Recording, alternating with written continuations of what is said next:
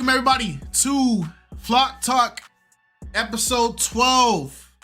Episode 12 of the Flock Talk, the second episode of the new year. I'm glad that everybody has made it. Shout out to everybody that is in the crowd today who has something to say. Hopefully you guys have some good takes. Shout out to everybody who's watching on YouTube. We appreciate you guys for tapping in. Shout out Nitro Marvelous for already starting it off with a good $2 donation. We love you, brother. We hope everything's all good. Also, Nitro got his merch. Shout out to Nitro. If you guys ordered the merch, you guys should be getting it. He got his hoodies.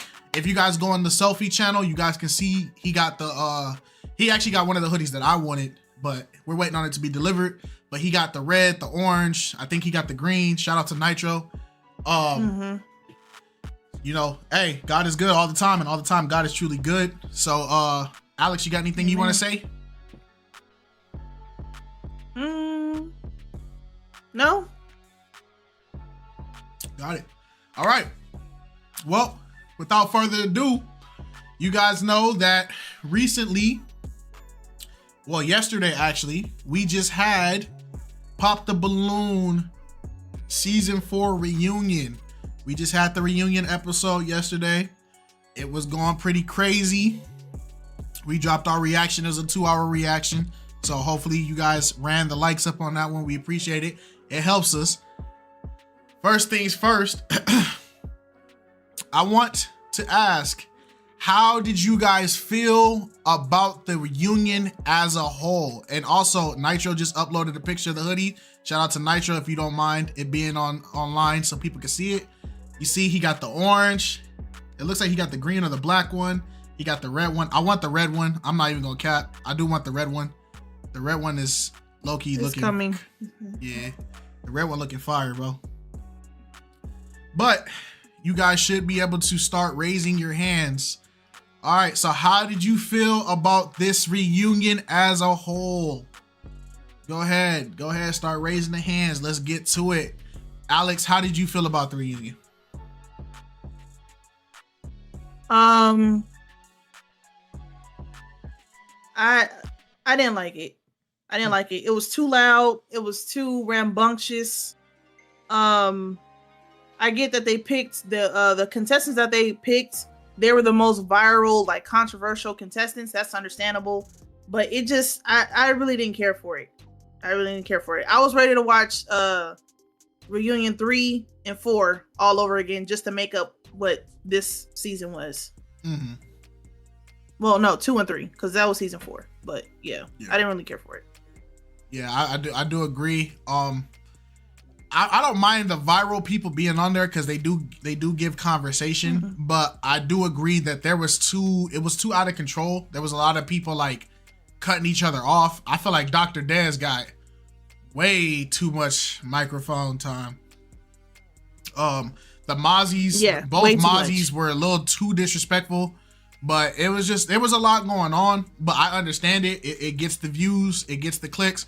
Plus BM, I do celebrate the fact that BM came out and G-checked everybody because that was something that we definitely needed. I always laugh when BM comes out and just starts like letting people know like, hey, this ain't gonna go how y'all think it's gonna go. But I know Wes didn't watch it, so I'm not gonna ask Wes. But I'm gonna be honest, y'all. I give my people the watch time, them likes, the comments. This don't appeal to me. But from the clips that I did see and the disdain on my man's Kite's face that I did see, just a whole bunch of foolishness, and it typically always is. Maybe sometime in 2025 we'll get an authentic episode where people are able to be them genuine selves. But as of right now, the character that people portray when the camera is on them is what sells, and that is what Arlette and BM will continue to abuse for the sake of the algorithm, and that is okay. You know, I like when everybody make their money on. So do what you got to do. All right, first person that we're gonna unmute, Steppa. Steppa, how you feel about the reunion? It was the worst, but you know what made it interesting when BM just check everybody. So yeah. Okay, that's valid. Also, welcome to Flock Talk, Steppa. Appreciate you for jumping in with us. Thank you. All right. Monet, let me unmute you. How'd you feel about this reunion?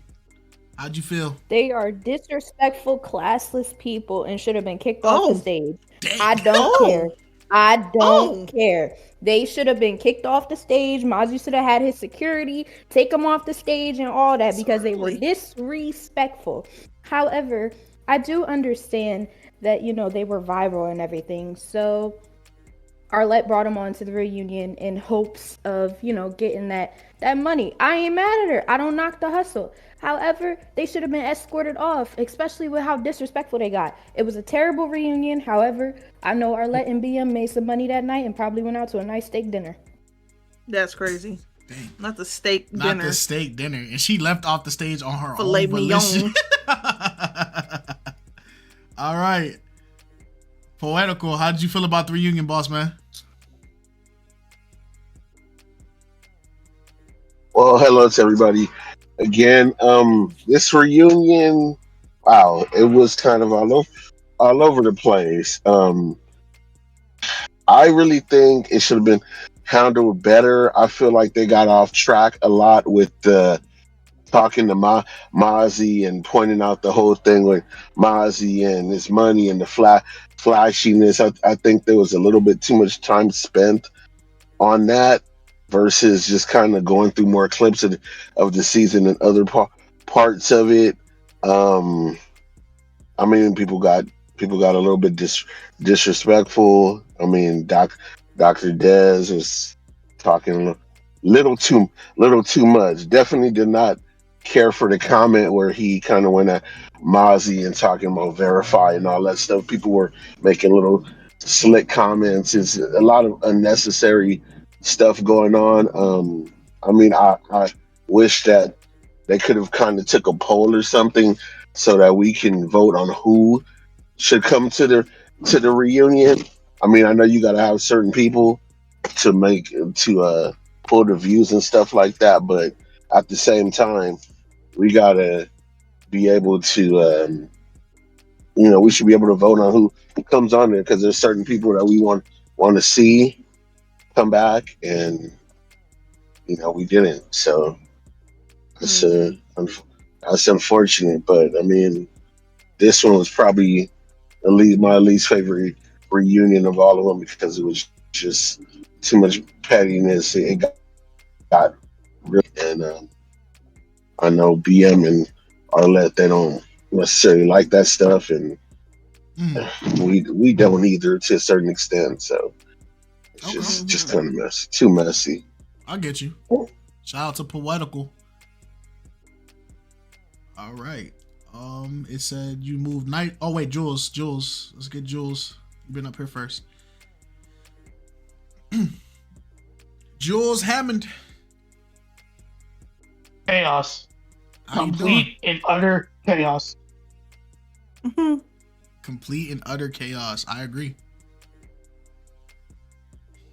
Okay, we got Nitro Marvelous. Yo, how you doing? I'm doing all right. But just for how I feel about this reunion, this recent reunion, all the previous reunions were better than this one. All of them. And I would take Dr. Dez over both the Mozzies. Obviously was talking a lot, but I would take that over what the Mozzies, remember I'm saying Mozzies plural, two of them, yeah, that they were doing, right? They're outside of their natural habitat. You heard? Right? And you guys all know how I went at Chi-Chi on the BMs, talked to them and stuff on past Flock Talks, and how everyone went at them and how much I disliked how she did. I'm willing to put Chi-Chi at that same level with them. Put the Mozzies in with them because, it was too chaotic. Like, yes, overall was a bunch, but, get the Mozzies up out of here. Okay. Shout out to Nitro Marvelous. Hopefully we got more to say. All right, Miles, how did you feel about this reunion? How'd you feel? I enjoyed it. I know you know, did. chaos sells. I mean, you know how I'm gonna get down. You know me. If you know how I am. Yeah. I love to smoke, so it don't bother me. You know, the whole thing, they look like a whole bunch of misfits. They kind of remind me of, I don't know if you guys been to high school, right? And they had like the bad kids get out of the nice class, and then all the bad kids galvanize in one class, and the teacher can't get nothing done. That's what it looked like. It looked like the special ed class is just a bunch of bad kids, and then you had like one or two good students that's trying to get out, you know, and they just like, I don't know why I'm in this bad class. Right. The teacher not here. We got substitute every week. You know, we can't get nothing done, and that's what it looked like. It looked just like that. I will not sit up here though, and I'm not gonna, chastise one person, because if you look at it, it's a whole food chain of nonsense. I blame everybody. Every last one of them was ignorant. And to be honest, I'll even throw in BM too, to a little bit of he got a little bit of something too, because he did his thing too, as far as showing people that stuff. You know, I mean, you chose the people to go on the reunion. And as far as the cast, look, I wouldn't want to see Chi-Chi or the other guy with the black shirt and the blue jeans that was on the last episode that was being ignorant. Can you imagine them two on the show as well? I don't know how they would have done it with all them on there too, because they had to cut that man out. Right. That's how bad he was. So yeah, and then that's pretty much it. It was just a bunch of misfits doing what misfits do. And before my time is done, let me first, because they were so ignorant, I gotta apologize real quick. Let me apologize for how I was acting last week. And I hope Mr. D, I hope he got a speedy recovery with his surgery. I've had surgery before, and I know how hard it is. So hope he got a speedy recovery. We were just having fun last week with the roasting. He got me with some good ones. I got him with some good ones. It's all love over here. You know, him and his family, I love them dearly. I love black people. So I just hope that he's good. And that's my time. Yeah. I love to see some maturity. That's what I love to see. Shout out to maturity, bro. Appreciate you, Miles. All right. Will Too Humble. Yeah, as far as the show, I didn't. It was laughable. It was absolutely funny. I definitely got my excitement from it. I think everything that was being displayed, throughout the show, it was just kind of like, yeah, y'all really making this about comedy versus being in relationships. Sure, I can dig it, but I'm trying to talk about relationships. I'm trying to understand the nature of, everybody who is, involved, things of that nature. And do they really genuinely care about each other? And for the last thing, it's kind of funny how the two guys flashing their change, talking about, $1.2 million and things of that nature. It's just like, man, keep on with that mindset. You got it, but it's just funny how they sit there and just talk down on people, and it's just like, bro, you would be nothing without it. Right. Absolutely nothing. But yeah, that's pretty much my take. Okay. Nice take. Appreciate you, Will Too Humble. Armed Swordsman. And then we got Chris. Then we'll go to Leo, then Squaw. Armed Swordsman, how'd you feel about the episode? Well, again, good night, everyone. Blessings. Blessings. The episode was interesting. I mean, to be honest, there were parts that I had to times two, because there's a certain level of cringe sometimes where it's hard to listen to, and I didn't just want to pause it. I was like, all right, let's get through this. Honestly, it was kind of annoying at points, honestly, and to be fair, I agree with a lot of what Dr. Des said. I think sometimes he needs to just calm down. The high value thing, like, chill, bro. We get it. Just tone it down a bit. And I actually think Mazzy VS wasn't all that bad. He was kind of disrespectful, but it wasn't all that bad. Mazzy OG, he was wilding. To me, I think Mazzy VS got just roped in with him because of the whole flashy thing. But it's always interesting to see people defend how they live, because what they live is what they will defend. So that part that's always interesting. But again, kind of cringy, honestly. Yeah. Solid take from the Armored Swordsman. Appreciate you. All right, we said we were going to do Chris, Leo, Hurdle, or Chris, Leo, Squaw, and then Hurdle Saint. Yep. Yo, hello. Can How you hear me? doing, Chris? Yep. Yes, we can. I'm doing well. Yes, I'm staying blessed. I just want to say they're making dating way too difficult than what it actually isn't. Really, that's what they're doing. They're too much into their imagination of what the quote unquote one looks like instead of actually living. Think about that. Right. That's what I really saw was they're just too much into this perfect person. Listen, life isn't a actual Hallmark movie. You actually got to live, and none of these people are living to me. In my own personal opinion.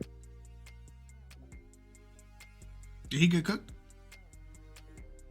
Chris, are you Hello? still with? Oh, you stopped talking. I was like, did he get cooked? No.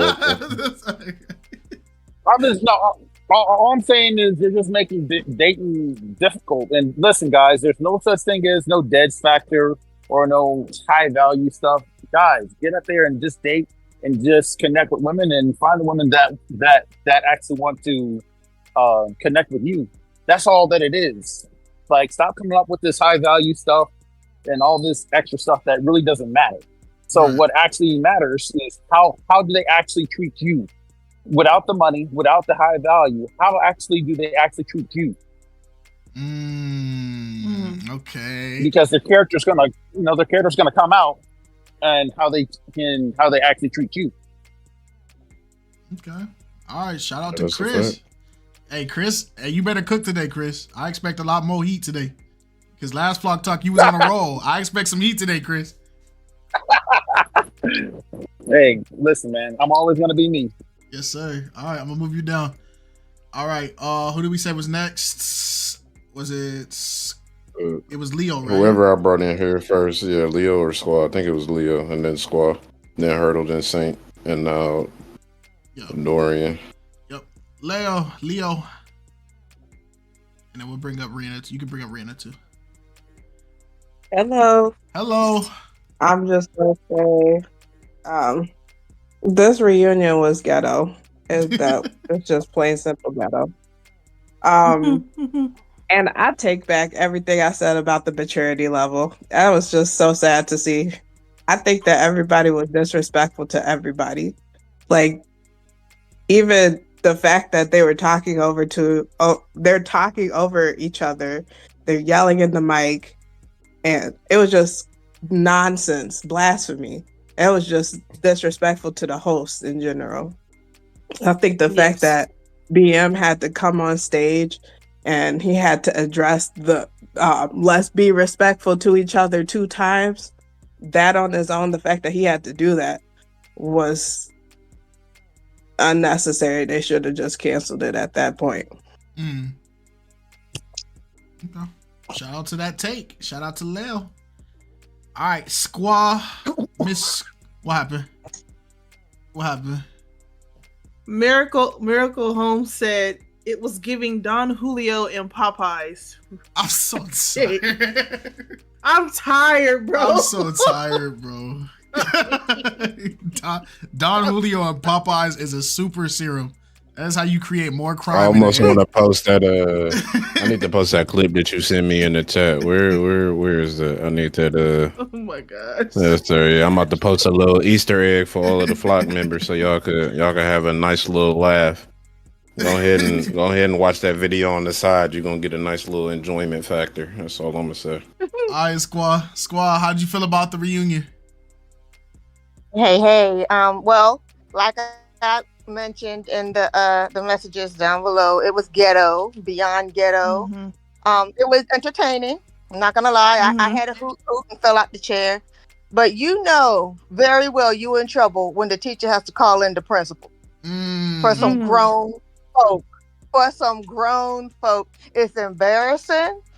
Those people, what? They were grown adults, had to be reprimanded. When's the last time you got reprimanded? Shoot, I hear reprimanded every YouTube video, man. But I mean something Literally. that's actually like that you care about. Like somebody sits you down and talk to you like you're a child and you know you did something wrong. Not just being reprimanded for whatever because you upset somebody, but because you know that you did something wrong. But I'm not gonna harp on that because everyone else mentioned that as well. BM had to step in like the principal that he was. Um Mhm. Dr. Dez, he is annoying. I don't know if I could tolerate him in real life, but on the segment, he was actually making sense just a little bit. Just a little bit. Yeah. You know, I saw you can't change overnight, but I think he's trying. He's trying in his own way. And as for the Mozzies, I'm not even going to talk the one that was just like a constellation, but the other one with the remote control heli, I don't know what was going on with him and all the theatrics, but even my son was like, is that a toy? Like, what was going on with that remote control helicopter? He couldn't do no better than that. That was just soft. That was mashed potatoes soft. And after he got called out, he wants to sit there like an adolescent with his arms crossed, like his mom is just found out he did something wrong. Had nothing else to say. But on a good note, I will say that Uche was beautiful. And I think you guys mentioned that her voice was a lot different. I don't know if it was the microphone, how the sound was, but I could tell her voice was a little different than when it was on her first appearance. But she was beautiful. She sounded beautiful, and her voice was more sultry.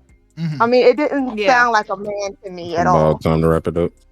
I'm done. Bye, y'all. Gotcha. Appreciate you, squad.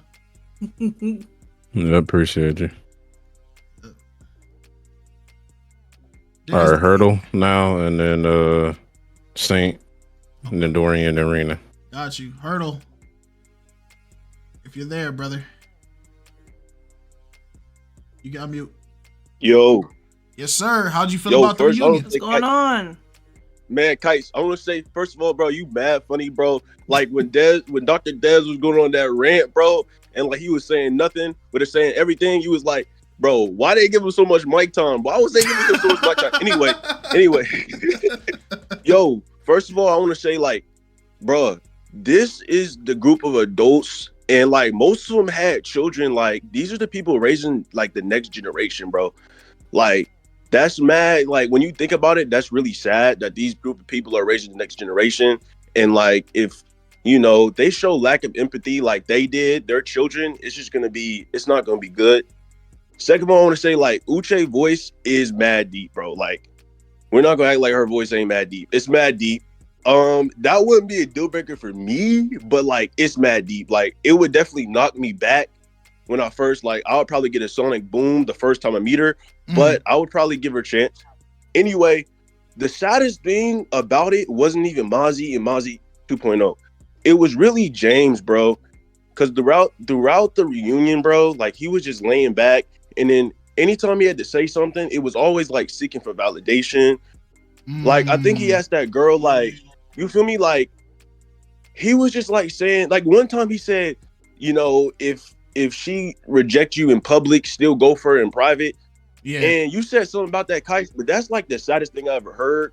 Cause like, if she don't claim you and wouldn't like claim you in public, what makes you think like she wouldn't do you dirty in private? Right. You feel me? Like, and another thing, Mozzie and Mozzie VS, they really just sad, bro. Like, who even knows like, I don't even got no words for it. Who really even knows how they make their income? When Dr. Dez was talking about the fraudulent activity, that was mad funny, bro. I ain't gonna lie, that was mad funny, bro. I ain't gonna lie. But other than that, and then the three girls, like the three light-skinned girls, they was literally all had the same personality. Like, I think they all had braces and whatever, but they all had the same personality, bro. Like, it was crazy. But yeah, and I think about BM and Arlette, I really don't really rock with them because it's like we get to a point where now, like, you should know who coming on the show, like you should do extensive tests to look for who really looking for love. You feel me? Like it up, brother. People just coming on and wanting to get clout like Mozzie, and they're getting clout for no reason. And we're letting these people represent the black community, non-foundationally black Americans and foundationally black Americans. And I just don't think it's right. Okay. All right. Well, we're gonna get deeper. So hopefully you got more ideas and expand on that a little bit more as we get deeper into the Flock Talk. But hey, thank you for being first time speaking on here, and I think you cooked up, gang. All right, Saint, brother Saint, representing New York, Big Saint. Shiesty, Shiesty with the cap on, yes sir, with the Timbs. He probably wearing Timbs right now. Shiesty. Wow. Nah. First things first, man. What up, y'all? How you doing? Second, I'm gonna be quick with the two. I ain't gonna be too long. In my opinion, I ain't gonna lie. I think because I was kind of looking over it. I think the season 1 reunion and the season 2 reunion was probably the best reunions out of all of them, in my opinion. Because I think we actually got although it had moments, because obviously the kind of people that were there, I think that we still were able to see a bit of discourse between both groups, you know what I'm saying, between men and women. This reunion though, I don't know, man. This reunion was comedy, bro. This reunion was straight comedy. Mozzie and Mozzie VS. Now, y'all know, I don't know if y'all know, but I do a little research. I look into the people who be popping up and all that. I get curious. And I looked at Mozzie VS and I looked at both Mozzies. Bald-headed Mozzie, I guess, we don't know how to get the income like everybody know. But Mozzie VS actually seems to kind of be legit in a way. I don't know, obviously, but if you look at his page or whatever, you kind of see what he does and how I guess he has a little more traction. I'm not validating that to be like, I guess legit or whatever, but I'm just saying that, it looks like something, I guess. But it looks like one is trying to be the other, while the other one is kind of more, looks like, I guess he's more, how do you say it? I don't want to say legit, but I guess, if you got the word, you got to use legit. Yeah. But yeah, this reunion was crazy though. Dr. Dez was, I think, in my opinion, the most entertaining, because I think that's all we got from this reunion was entertainment rather than actual, like substance. How your title said, right, substance. We didn't really learn anything. I was kind of looking at James to kind of like be the one. I mean, even though he did drop he did drop a gem. I was kind of looking at James to be like, how Eric was, and I think the season 1 reunion was. Right. But he kind of went off and went a little bit. Then he really didn't give much. So other than that, yeah, this reunion was just tomfoolery, bro. Like straight comedy. But yeah, that's really all I got to say. Yeah. So I'm here. Hey, shout out to the big New York. Right on. Shout out to Saint. What'd you say, Wes? Right on time. All right, Dorian, we got you. Then we got Rena. Rena's gonna be the last one on this topic, and then we're gonna start breaking it down and getting into it. So, Rena, you better have some heat. Dorian, you can unmute. Feel like what I'm about to say. Wait, can y'all hear me? Yes, sir. Yes, we can. Yes. Say no more. What I'm gonna say is a reiteration of what I've been saying in the Discord over the last couple of days. The more we learn about these people, the more we realize why they single, bro. On one hand, they're always hitting us with, "Oh, look at all my options. Look up." You're pushing 30 pop and playing with balloons. Talk about it. Wild work. Talk about it. But next thing you know, oh, my DMs is flooded. How is that helping you? And the funnier part is, a lot of them, they mention this phenomenon. That's why BM was low-key coming at them at the end of the show, talking about some, y'all pull up and the cameras show up and y'all act different. The Mozzies are emboldened by the shallowness of the women after the show. Because remember, they got a section in the club and then allegedly Mozzie paid for it. So they negged him and pegged him as a flashy show off. But after the show, they're whining and dining at his dime. I'm hearing it.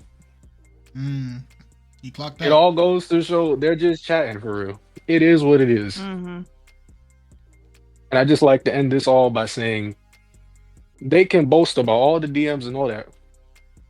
But a good product is not all that hard to sell. It sells itself. So if they were these amazing people, they would be cuffed up. We wouldn't be hearing about them. They might be moving like Big Burt for real. Hey, but that goes to show. That goes to show it's like we can say this is about love and all that, but the people that actually have decent character will either one not need this sort of thing, or two, if they use this kind of strange outlier of an outlet to find somebody, they'd be out at the end of the day. But we see that's not often the case. That's all I got for you. Hey, appreciate you. I'm glad you jumped up here, man. Hopefully you got some more takes. Now we have Miss Rena to end it off for this segment so we can get to the topics that y'all want to talk about. Miss Rena, how did you feel about this reunion?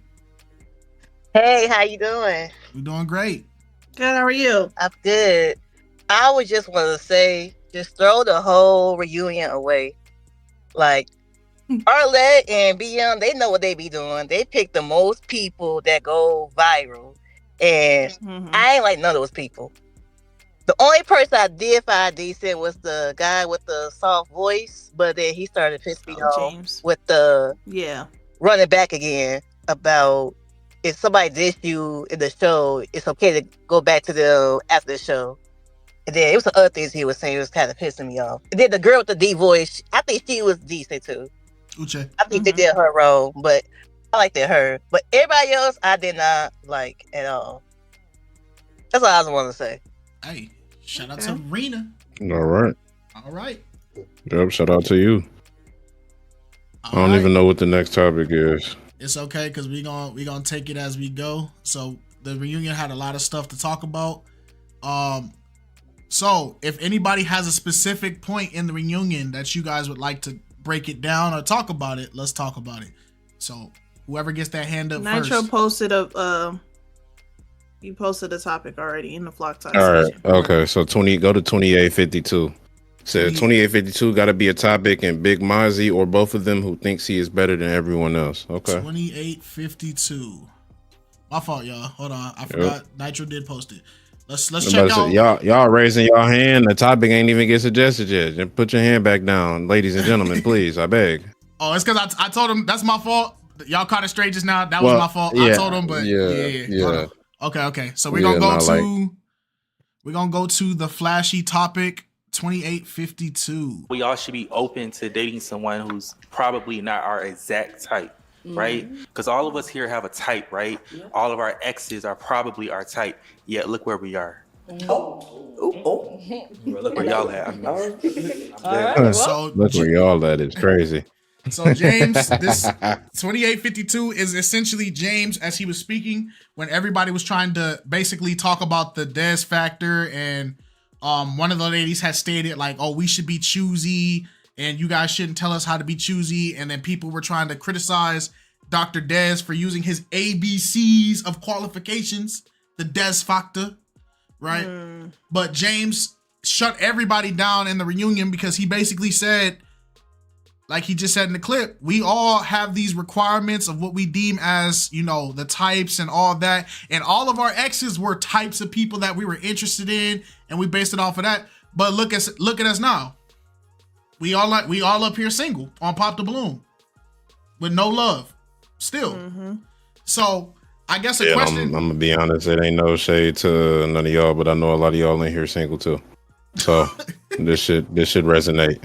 Yep. And I should get some great points out of y'all. So my question, I guess the question I can ask out of this is, looking back at all the standards and requirements that we have in dating, is those standards the main reason why everybody is stuck single? Right? Are the things, the requirements, the standards, the accommodation, are these things the main reason that are keeping people single? Let's see how y'all feel about that. Let's talk about it. Oh, see, I ain't see a lot of hands get raised. Don't be scared to answer the question. Now I know it's gonna take a lot of self-reflection and some introspection and maybe some things you don't want to admit. Them hands ain't get raised. Only okay. I'll type the question. Y'all can get people up here. Monet was the first one. Chris was the second one. Will was the third one. Well, and then okay, we got 4 up here. So let's let Monet answer first. Monet, if you were to be so kind, I would like you to rephrase the question for some people who possibly didn't hear it. Who, me? Yeah. Yep. You do a very good job of that. Oh, thank you. So, I guess the perfect way to rephrase it to kind of make it more personal. Do you think your standards are keeping you single? Let's see. That's why we give Monet the big bucks. You see that? You see that? Yeah, because that's why we pay her, man. Let's look at her, man. Come on. Yeah. I will 100% agree. My standards do keep me single. It's not that they're crazy and unobtainable to reach. I want to be with somebody who's a man of God. That's kind of hard to find in this day and age. So I am fully aware that my standards keep me single. Do I like being alone? No. But I understand that because I have this standard, I'm protecting myself from a lot of things that are out there in the world. I'm not praising or adoring the bare minimum that somebody's supposed to give. While it's appreciated, I'm not sitting here being like, oh my God, he texted me. Oh my God, like he got me flowers, or he said good morning to me like an average human being. I'm like actually analyzing the things that this potential partner is doing, and if it lines up with what I think is supposed to be there, then boom, I ain't gonna be single no more. But I 100% agree that my standards do keep me single, and for a lot of people, that is the same thing as well. Because I'm sorry, it's just not logical to want no 6'6" man with 6 figures and a freaking 800 square meter house, or however that thing is scaled. I don't know. Like, it's not. It's not logical and it's not realistic. It's a fantasy, and you need to stop living in a fantasy world. Time and time again, this world has shown us that our fantasies are just that, a fantasy. So get over it. Have some actual standards, and maybe you won't be single, and maybe you'll be wiped up. You can have a Des factor, but at least make it realistic. Okay. Okay. Cooking up. Sprinkle. All right. Sprinkle is diabolical. Get out. Get out. We don't need this today. One thing I saw, Valencia, I'm gonna use your example. She said standards are made to weed out the foolery. I agree, but here's why it's a double-edged sword, right? Foolery. Yep. Here's why it's a double-edged sword with the standard thing. Before we let Chris talk, here's the thing that a lot of people, when they bring up their standards and expectations in dating, they don't want to admit this. Who the freak put me on this? Whoa, that is crazy.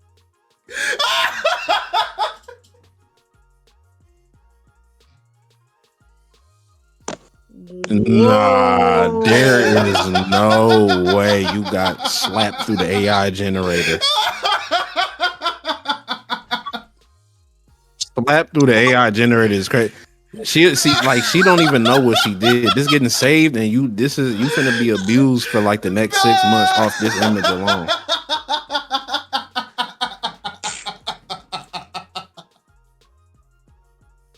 Well, good job, Jade. No, it wasn't bad. It was great. We finna run this into the ground. Yeah, y'all don't know that like this Kite finna get abused. Yeah, like it's over. It is over. Yes, all right. R.I.P. Kite. It's over for him. She had to turn off her camera because she couldn't contain the laughter. It's over. This is your favorite content creator. No way. Yep. Post it. Yep. Keep spamming it in the chat. I beg y'all, please. Keep spamming it. Yeah, absolutely. Keep spamming it in the chat, y'all. Chill. Kite for 2028. Stop. Yep. Everybody keep spamming it. No. I'm serious, bro. No way. It's super duper over. They said they Ryan made his locks a bomb. I'm tired, bro. Bro, be serious. Yep, it's over. It's over. This is great. This is fantastic. I'm sorry we got off track, y'all, but this is amazing. I can't even contain it in words. How great this is. Y'all don't know what y'all just did to me, bro.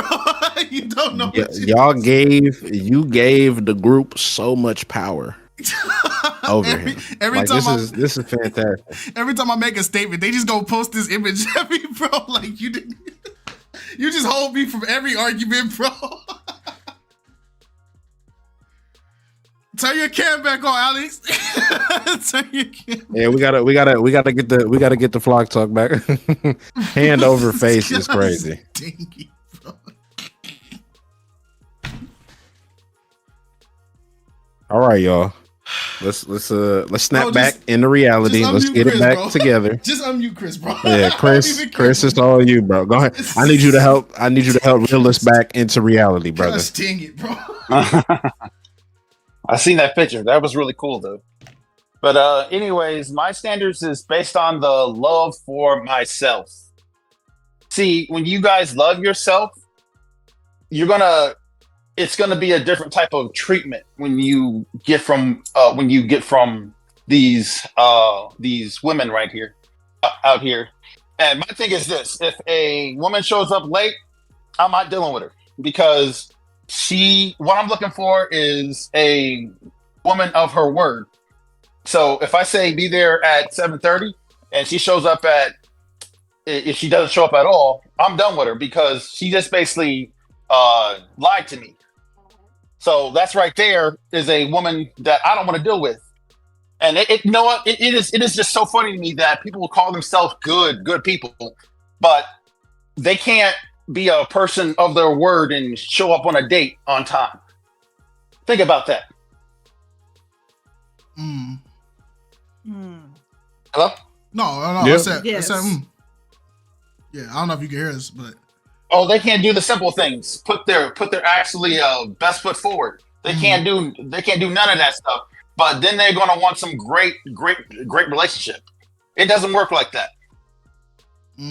Okay. So I've been out on so many dates with women that say that, oh my God, like I'm a woman of God, but you can't be honest, right? Okay, don't talk about it. All that stuff. Okay. I look at all that stuff. See, this is what guys do. Guys look at the woman's beauty, but they don't look at the beauty inside her actual character. Okay. See, I look at a woman's character. Yeah, don't get me wrong. I do want to be with women that I do find attractive, right? But I want to be with a woman that I find attractive, but her character is on point. Right. Okay. And that's why I don't have any issues with dating because I know how I want to be treated because it's that actual love for my actual self. Oh, did he get cooked? No, I think he's still good. Okay. It'd be the pauses. I'd be like, dang, he stopped. Like, I want y'all to think. I want y'all to ponder on what I'm actually saying. Like when you have love for yourself, you don't get treated any type of way. That's all that I'm saying. Okay, no, that's valid. That's valid. I hear you, and I want to raise a question. Like, I know what you were saying last week about the woman who stood you up. Does this kind of stem from that, or is like this a general statement? It's with it's seriously. It's with every woman that I've dated. Okay. Seriously, I've dated women in multiple cities, and I have the same standard for every woman. It doesn't matter. Okay. That's valid. Shout out to Chris. All right, Miles. Yeah. No, he's not wrong though. You gotta have a standard and love yourself before you try to love somebody else. That's right. Yeah, I'm about to say holding people accountable. Nobody's in the wrong for holding people accountable. If you turn your cam on, Alex. At the end of the day, before you know anybody, you gotta like kind of know them based off of their word. And if you can't take somebody at their word, then you can't take them nowhere. Honestly, keep the being with you. Hold on, I gotta address this. So, why you keep turning your camera off, twin? I'm having malfunctions over here. You having malfunctions? Yeah. Or in his house with 5 gigabyte internet speed. You have malfunctions? Yeah. It's crazy how your malfunction suddenly stopped as soon as I told you to turn your camera on, huh? I was already gonna turn it back on. Uh-huh. I had to fix my stuff back here. Is there something that you... Okay. Anyway, Miles, go ahead, man. What was the topic? Somebody repost the topic, please. So Miles got the topic. Oh no, I got the topic. The topic is basically about our standards and the reason why people are definitely having overly inflated standards. Yeah, do you think you're if you are one of the people to have overly inflated standards, do you believe that they are keeping you single right now? No. Me and my girl are happy right now. Thanks for asking. Hey, that's something not everybody could say. Me and my girl, or me and my man. That's it's hard pressed to find things like that out here. Unfortunately, that's a fact. It's funny when we talk about like the standards. I knew a guy who in the 80s he had a lazy eye. And he had a hard time getting a lot of chicks. They were basically, disrespecting him, saying he wasn't no good. Man had a job and everything. And then one girl was like, "Oh, nah, you working? I'm working. We're in the same facility. Yeah, I'll date you." And then she was like, "Let's get your eye fixed. Like, that's no big deal. You just gotta get your eye fixed." So she got the eye fixed. And then literally they got married. Dang. And then July 23rd, 1991, I was born. So, I learned origin story. Let's go. I learned, yeah, I'm 33, by the way. Yeah, I learned early in my life that, the standards are crazy because people look on the outside looking in. People want to see the finished product kind of already made, but sometimes you got to build with people. A lot of ladies, they love Captain America, but they don't really want to get with Steve Rogers. You see what I'm saying? They they didn't like Steve Rogers. They like Captain America though. You know what I'm saying? A lot of people didn't like Tony Stark, but they like Iron Man. There's just, people like Superman, but I don't know if they like Clark Kent. You just gotta, if you want to get that high guy in the looks department, you might have to build with him. Everybody got to start somewhere. So that's kind of how I look at it. And then from there, you just build and, and understand that, you got one life and just live it to the best of your abilities and, just find happiness within. And then all the other stuff will just come into play. Okay. Miles cooking. Okay, Miles. He's spitting because I ain't going to say that every person you get with, you need to build them up from scratch. But sometimes people got to be willing to put the work in. And sometimes that work may be like getting your partner the way you want them to be, essentially the person that loves you for you or loves you in a way that you want to be loved. Not everybody gonna come into a relationship or whatever with that information in mind. If they're not privy to that, that's not their fault. You gotta put them on. We all from NYC. We all know the story about Denzel Washington. We all know that he didn't have no money to his name, and she was like, "I don't care. I believe in his dream." Look at them now, and he was ugly. He was atrocious looking when he first came on the scene. And then look at him now. He was a sex symbol. He was everything to catch me out. Sometimes it's a gamble. Like you said, it's a gamble, but it's going to be better in the long haul when you start from the ground up as opposed to already jumping on the bandwagon when they make it. It just feels better that way. Okay. Shout out to Miles. Miles cooking up. You and Chris, y'all been unstoppable lately. I ain't gonna lie. Let's do it, man. All right. Will Too Humble. You got the spotlight. Unmute yourself, brother. Yeah, I think for me, it just comes from, love and self-respect. Why the standards that I have are, obviously I ain't gonna say they're high. I ain't that delusional, but to a certain extent, I do have like a standard where like you can't be delusional. You can't do any of those things that you see on the internet. Just because they did it doesn't mean you can. Like you sit there and practice what they do, and then you come into my circle and do those things. It's just kind of like, well, why are you around me? Why are you around me? Like, what do you want from me? Really, that simple. Like, there's no reason for you to be around me if all you think about is fame and status. Like, because I really don't care about it that much. But if I get there, cool. If I get there, cool, perfect. But if you just around me just for that reason, and I didn't have to get here, well, I didn't need you to get there. It's kind of like, well, I don't need you. So that's just my take on it. Okay, that's valid. All right. Shout out to Will. Armed swordsman, you up? Repost that topic, again? guys. Yep. How you doing? So, I mean, it can. Your standards definitely can be keeping you single. I think I agree with what Chris said. Love yourself, but at the same time, because you love yourself doesn't mean you can't show people grace. Honestly, it's like we are not all perfect, and there are times where it's like something minor. And let's be real, like we are people. We are all people, and life has its complications and challenges.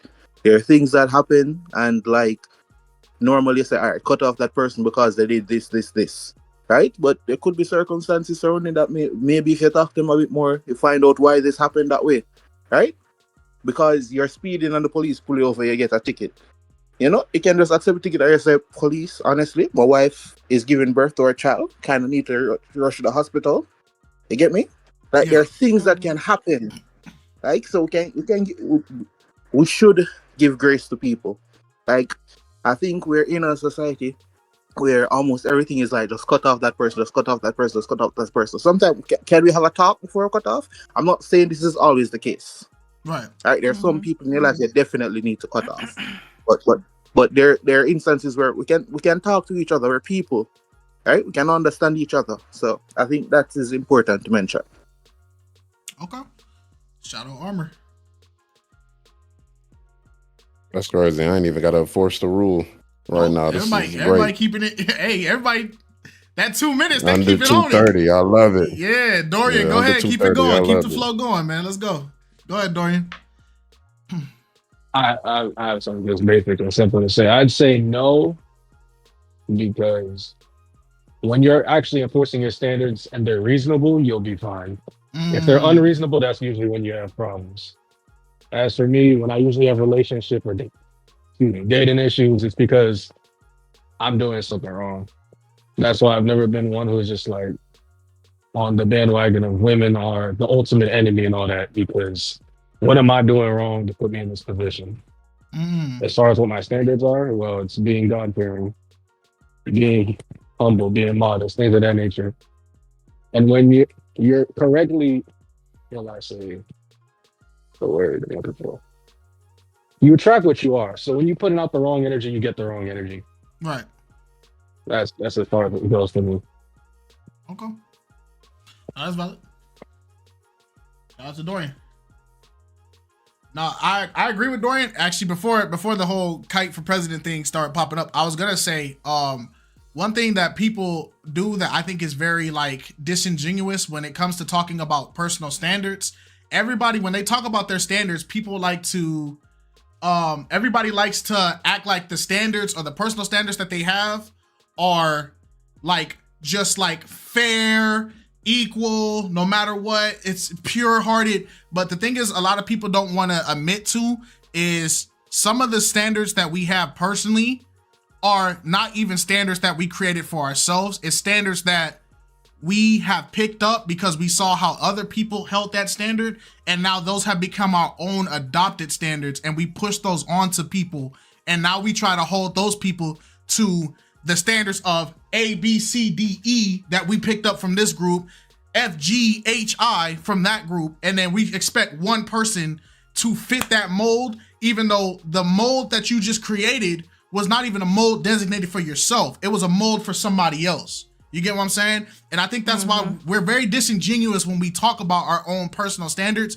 because nobody ever wants to admit there are some extremely unrealistic things and desires in our standards that we have, but we don't want to talk about that part. You get me? Like, for instance, no shade at Monet. Monet brought up the God-fearing thing, right? God-fearing thing is something that everybody says, right? Oh, I want a God-fearing person. But then when you hear a God-fearing man say, okay, are you going to submit to me then? We don't want to talk about that. We don't want to talk about it. Submission. Yep, we don't want to talk about submission, right? But if you really want a God-fearing man, like you say, a man who is truly humble under God, thug, you feel me? If you want if you really want a real man of God, right? Submission is a requirement in the Bible, right? So if a man of God comes up and he's your type and he says, all right, I need you to be submissive to me, where does that standard of wanting a man of God go? Because a lot of y'all were like, I'm not submitting to nobody. And then bam, but that was what you asked for, right? So I'm just talking though. But who was next? Hurdle, if I'm not mistaken. And then Remy, then Nitro, then Rena. Okay. And then we got like a couple more people in. Hurdle, go ahead. Kites for Prez. Kites for Prez. No, that's crazy. Kites for Prez 338. Hey, let me be Secretary of Education. I'm gonna get these kids right anyway. Here we go. Talk about low key, Dr. Dez. I felt like when he was talking about his standards, I felt like there was nothing wrong with the ABC, but on the show, he was really taking it too far because he was really gassing it. Like the girls looked fine, the girls looked attractive, but his problem was he talked about ABC, but he was only looking at A. He was only doing appearance, and I think that was wrong of him to do that because I think when it's late at night and he's down bad, it's not going to be no ABCs no more. It's going to be nothing. He going to go. You know what I'm saying? But anyway. In terms of the girls with the 6 foot, and then the 6'6", I think it's so lustful. And he's not talking about the mark of the beast, y'all. He's not talking about the mark of the beast. I saw that reaction. It's not the mark of the beast. He's not talking about that. 6 feet, 6 feet, 6 inches, and 6 figures. It's crazy. Yeah, it's not the mark of the beast, y'all. Go ahead. We good. We God for it here. We good, man. We good. Go ahead. Man. I just feel like it was so many God-fearing women who saying that, and it's like, it's solely based on the physical realm. Like that standard is solely based on the physical realm. And I feel like character and their belief is the most important thing. You know what I'm saying? Like I figured that out when I was young, and I feel like people just need to be more lenient with their standards because the Black community in the 50s, 60s, and 40s, we had to stick together. We couldn't have standards because if we had standards, you know, we needed each other. Because a lot of stuff was going on. And I feel like it's gotten so far away from that because of the media and what we should like. And this TikTok has really just gave people a hive mind. Now everybody think the same and everybody want a 6 foot man and everybody wants 6 inches. You feel me? Like, I just feel like it's really becoming a disgrace. And honestly, I feel like it's not the same for different races of men. Because I feel like for Black men, there's so many standards, but I feel like for other races of men, it may not be that many standards. Anyway, that's all I had to say. KiteZz for Prez 2028. Hey, talk about it. Hey, man, I appreciate y'all staying on time. That's what I'm talking about. Hey, I ain't gonna lie. I'm glad Hurdle joined because Hurdle been cooking, bro. He cooked. All right. Who's next? Remy, you up? Remy, you thug. It's your turn. She better unmute out of all this chatting she be doing. Remy. All right. You see people get on stage and they clam up. They won't let you. Oh, she said they won't let her. I don't know what role she needs to unmute. Hello? Okay. I don't know what that is. It says something about the server, special permission. I don't know. To answer the question, I feel like, yes, in a sense, my standards keep me single, not necessarily because of any certain aspect, but because I take my time. People don't like to take their time. Based off personal experiences, you don't really know a person until you see them in different situations. And certain times when you become romantically involved too quickly, you get attached and you stay thinking that things can change, accepting certain attributes about people. And I'm just not willing to get stuck, waste another person's time because I'm in a rush to be with someone. Like, my validation is not found within partnership romantically. I'm fulfilled in other relationships, platonic relationships that I have, parenting and otherwise, hobbies. I love myself. So like those are I'm single because I like to take my time. Okay, that's valid. All right. All right, Remy. Then we had Nitro. Sir Marvelous. For Nitro, Arena, and then Quino, and let me get some more people in here. Yep. Everybody favorite smooth operator about to join the chat. I repeat, a smooth operator is about to join the chat. Okay, ladies, y'all better behave yourselves. Nitro, go ahead, man. Yeah, so just in terms of that typing and like standards, I feel like people want the standards. So think of the standards as the liquid, but the typing as the glass. In terms of, doesn't really matter if of course the glass is clean, but the size of the glass, right? Everything in that glass is good for you, but because you have it in a glass that you don't want what's in the glass. Okay. Right. Okay.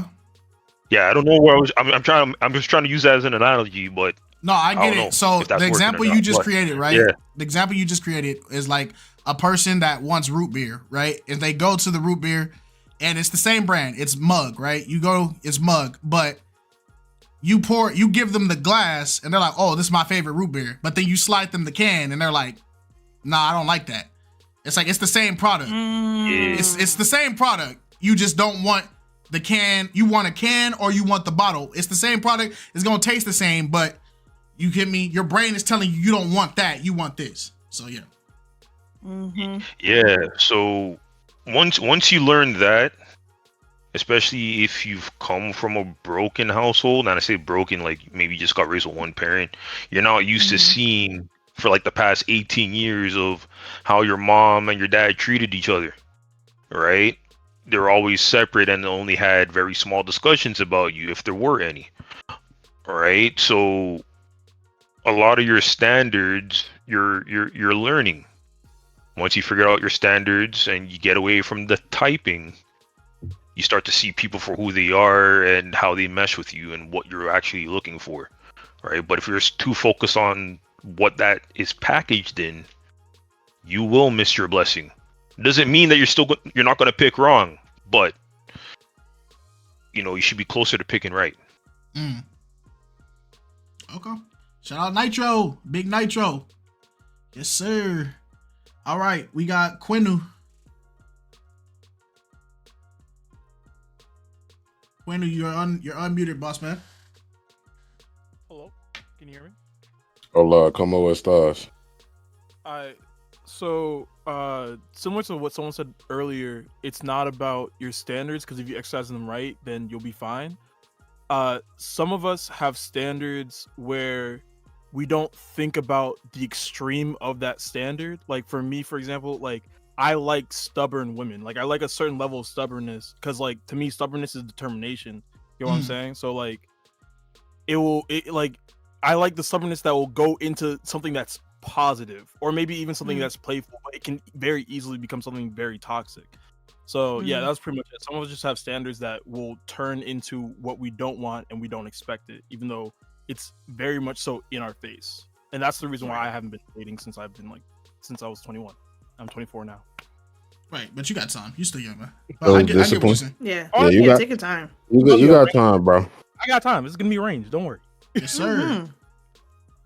All right. Thank you, Quinu or Quinu. I think it's Quinu.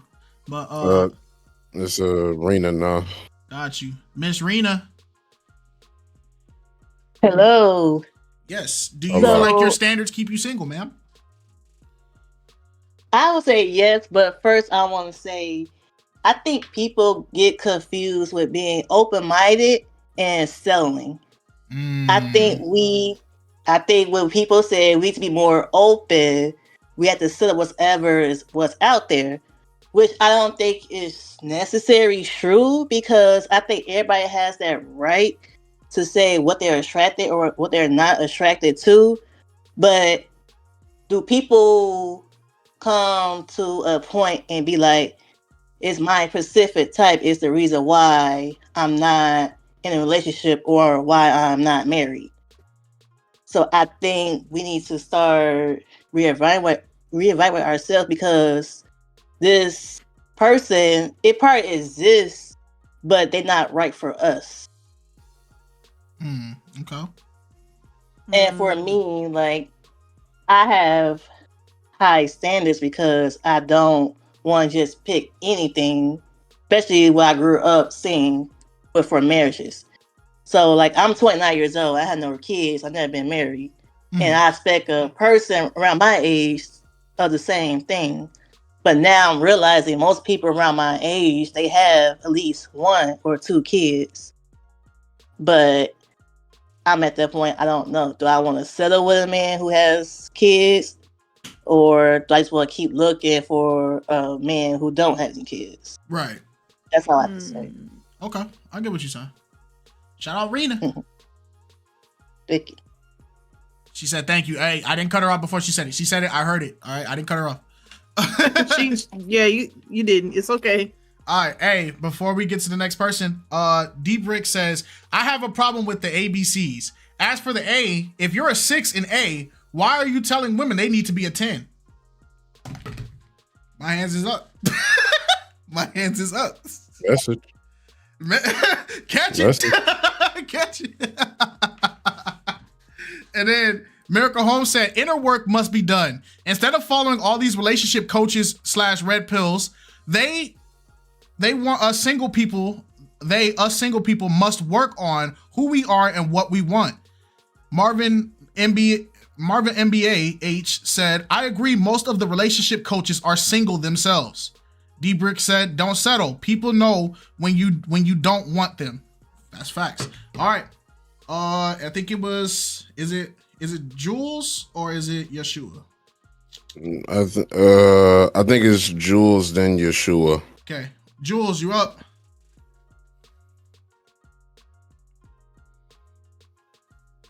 Well, to be honest, all I really want to say is not every bandwagon is good to jump on. Okay. Mm-hmm. And the reason why I say that is because I've been in the position of I've dated people that I thought would be good for me.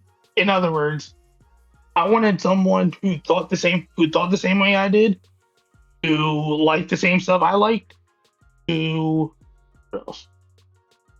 Basically, I wanted a replica of myself, if that makes any sense. Okay, no, that does. And I found out the hard way that maybe that's not the best move. So that's kind of all I wanted to come on and say, is that not every bandwagon is one you should jump on. I learned that the hard way. I respect that. You know what? That takes a lot to admit, because a lot of people ain't gonna admit that. One thing I think it's funny, when people have these standards of like, I want this in this person, they need to do this, they need to match this, you gotta have this, all that. When they create that checklist of standards, I like to ask people, if you laid your checklist of standards out on a table that you require somebody to have to date you, would you yourself as an individual pass those standards that you put out? Would you be the 10 out of 10? Would you be the great personality? Would you be the good listener? Would you be the God-fearing person? Would you be if you had to compete against your own list of standards, could you pass? The answer is no. No. Most people would not pass their own standards. Right. Yeshua, everybody's favorite. Let's hear it. The voice of heaven. Get ready, y'all. That's crazy. Good night, everyone. Just glad to see this vlog talk. Think when I come from work, I drop asleep, and then when I wake up, I see my phone vlog talk. I just had to hop in. So, regarding the question, I really think that, how should I say this? I think somewhat yes, my standards are keeping me single for 2 reasons mainly. One, my standards that I look for, I base it on myself, so I don't go anything higher than myself. I'm a man who's living for God. I'm reading my word, I'm baptized, praying, and, just have a consistent relationship with God. So I look for that. The qualities I have in myself, I look for that in a woman as well. And just the rarity of someone truly living for God, I think that might be consistent with me being single. And then there's the thing of preference, because the type of preference that I look for can probably eliminate a majority of women. So I'm really working on going outside of my preference. But I feel like I just want to get some trouble tonight, because I just want to pose a question. People always talk about standards, but there's a saying that you make rules for the ones you don't like, but the ones you do like, you allow them to break the rules. Because let's be honest, men and women, if somebody is there that meets your perfect physical standards, you look at them and your body just melt. Trust me, the standards will go out the door. It wouldn't be until you get to know them and you're thinking about being serious with them, then you start to impose your standards on them. So I really think that this standard business, sometimes it can make you feel like you're better than you actually are. Some people use it as an ego boost, saying, hey, I'm all this and more, so my standards are this, and you better be able to climb to my standards. And if you don't meet it, there's no grace for you, you're just being cut off. So it's better you come right or you go home. So I'm moving away from this standard business, and I'm just trying to look at people for who they are and see if they match me right now. So I think that's it. Hey, Yeshua cooked up every time. Hey, man, I'm glad you got home safe from work. I hope you get some rest. I hope you're well taken care of, big bro. All right, let's do it. Tar Patty King. Actually, no. Squad. I'm sorry. Squad was in here earlier. I invited. Never joined up, but joined up super late. So she kind of been on the back burner for a minute. So I'm so sorry. Let her Squad. knock her point out. Squad, go ahead. Go ahead. It's okay. I'm a little. I gotta come behind the celestial voice. But anyway, okay. Let me fix it up. So when we're talking about our standards, all of our standards will keep us single until we marry. So either whether we get married sooner or later, it's our standards that'll keep us in that position. Is it going well for me? Yes. Okay. That's hurting my chest. So let me get back to it. So what I'm saying is our standards will keep us single at that time. But the question that we should be asking is, do we care? Or are we willing to compromise those standards? Because, if you feel like that you're tired of waiting to fulfill those standards, then, you have to do what you got to do. You may have to compromise. And that doesn't mean that you have to just go to the bottom of the totem pole. But, you might have to, instead of being such a stickler, you may just, like Yeshua said, you might just have to see people for what they are and, go that route.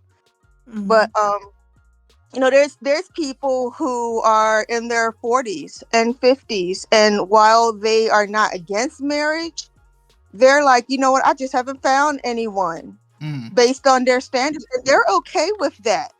They're okay with that. They're not lonely. They'd rather it go that way than to be in a miserable marriage, so to speak. So I can dig that.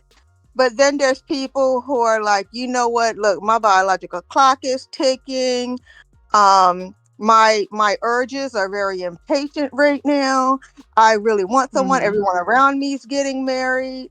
Everyone else got somebody, and I don't. So that's when you have to go and dig deep within yourself and say, am I willing to compromise? And the thing that I think about real quick is, when you go to the store and you say, you know what, I'm out of milk. I have kids or whatever. My kids don't have any milk for cereal in the morning before school. And you're used to getting 2% milk. That's what you've been getting since your whole adulthood. You're just used to it. Right. There's no 2% milk on the shelf. What are you going to do? Say, oh man, they're out of my milk. Let me just go home. My kids will find something else to drink with their cereal. Or will you get something else on the shelf, maybe whole milk? or something like, are you just gonna say, there's whole milk up here, but that's not my standard. That's not what I want. That's not what I need or what I want. I'm sorry. Or are you gonna get what's up there? If you go to a car dealership, some people might be like, you know what, you can't compare a relationship to milk. Okay, let's go a little further. You go to a car dealership, you say, you know what, I need a car to get back and forth A to B to work. I'd like to get something that represents my personality. I want something a little sporty. Get me a coupe manual shift. I'm sorry. Am I done? No, you're good. No, you're not done. You got like Finish up, 20 guys. seconds left. So finish your analogy. Yeah. Okay, sorry. So, you want manual, whatever, you want something sporty. When you get to the dealership, they don't have anything available. Are you going to say, hey, I don't want a car, I'm just going to leave? Or are you going to go for the automatic coupe? You get what you need and what you're willing to compromise for. Okay. So that's all I had to say. Thank you, guys. Shout out to Squad. Thank you, Squad.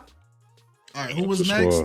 Was it? So now it would be Tar, Patty King, and then Poetical. All right, Tar. Thank you for your patience. Are you there? Yeah, hello. How are you? We're great. How are you? Great. It's Alec. What's up, peoples? What up, though? Okay, I just want to thank you and your wife for creating this platform where we get to share. My name is Patty King. I am African, so you're sure to get some accent. Your reaction is the only reaction I watch, purposefully because you and your wife are doing that exceptionally from a Christian perspective. I'm Christian originally, and it is a tragedy sometimes when we see, like you said yesterday when reacting, that our community globally is having an unfortunate representation, which partly is our fault because we cannot continually give excuses based on the education that we were given, but we can choose to change the trajectory by opting to do things differently. It was a tragedy to have watched two brothers, I would call it two Mazis, representing themselves the way they did. It's really unfortunate. And it's even a greater tragedy to have seen Dr. Jess, or what he called himself. He's actually from my country because I'm from the Cameroons. You have two Cameroons. You have the English Cameroon, the French Cameroon. Imperialism is really a problem. There's a lot of divide, and I think that's mostly a cultural problem. But that's not who we are. It's really unfortunate the way he calls himself an African, but does not represent African virtues. The reason I'm in your community is the fact that I've observed you and your wife particularly are very enthusiastic, not just to connect with your roots, but to set the standard for, I don't like the word blacks. We've denied the word Negro, so we can be accepting black. Permit me, I'll be calling it African American, because I've observed like the same thing Arlette and BM are doing. You both are setting the standards for our generation to copy. And we must encourage initiatives like these, creating platforms where we come not just to project self, but to project a future for our progeny. Think about it. In the United States of America today, our community is known for the highest rate of depression, the highest rates of divorce. Why? Lots of people are blame gaming colonial masters, slave masters, but we've come to an age in terms of our intellectuality and the way we are able to mobilize ourselves, where it's a disservice if we do not come together to reject ideas like what the masses are showing. That's not who we are. That we must not be rich with putting on chains. We're actually getting back to slavery. Yeah. Chains. It's so nauseating. It's so difficult to watch. I came in the middle of the conversation.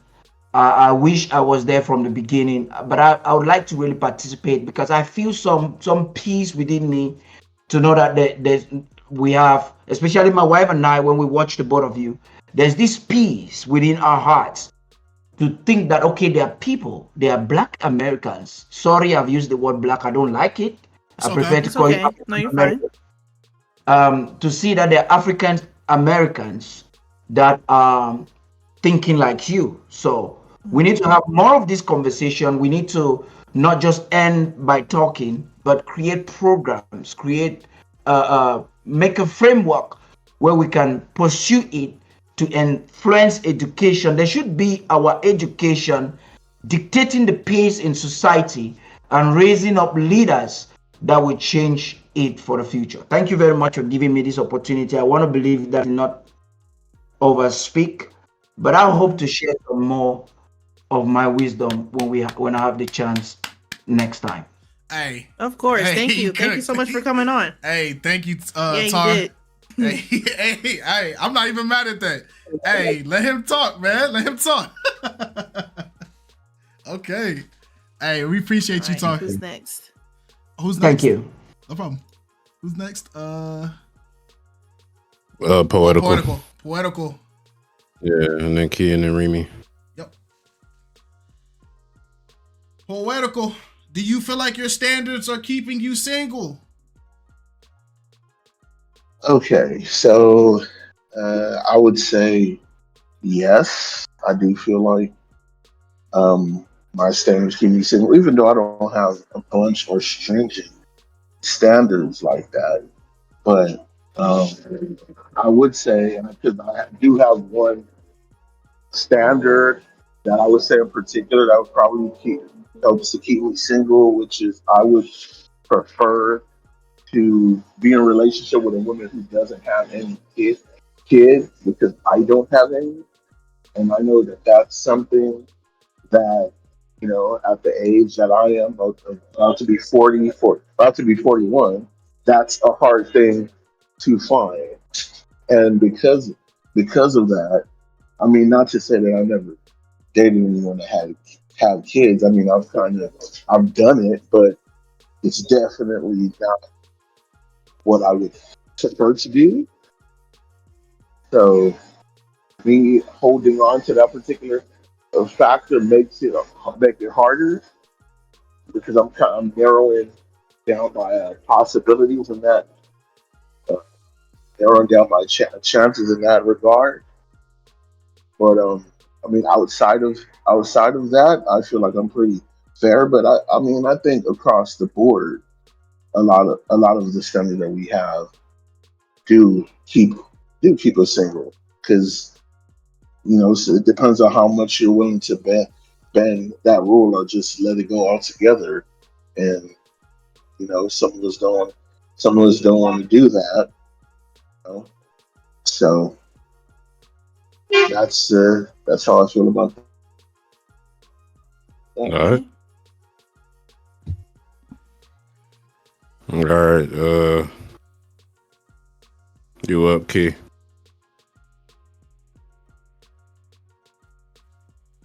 Oh, let me. Yep, there you go. Oh yeah. My name is Vernon and I'm 40. That is I really crazy. Yeah, I'm sorry. I really just wanted to come up there and let my deep voice shine one time. And Nah, hold on. I want you to know. Have anything illuminating the ad? I want you to know Alex is in her office screaming right now. She is screaming right now. I can literally, like, both doors are closed. She's way down there. I literally hear her screaming right now. Y'all should have heard me earlier. I was literally the whole time I was listening to all these wonderful points. Like, really, y'all have been giving wonderful insights. But the whole time I was just like gargling, getting my vocal cords together for this moment. That was literally it. I wasn't doing anything else. You waited this long for Vernon I and did. 40. Patience. That is dedication. Y'all should look for that as a quality. No, Add it that to your is. list. No, that's valid. That's valid. No, that's valid. Patience. I was just over here doing vocal extras, all of that stuff. I was doing all of it just to have that moment. So right. Thank you. Appreciate y'all. God bless. Y'all have a good night. I'm so tired of her. I'm so tired. She came all the way up here for that. I'm so tired. I can't She even. been waiting for that. She been waiting for that, bro. Jesus. I needed that. I needed that. Oh my gosh. Key is so funny, All bro. right. My Shayla. My Shayla. My Shayla. My Shayla. Shayla.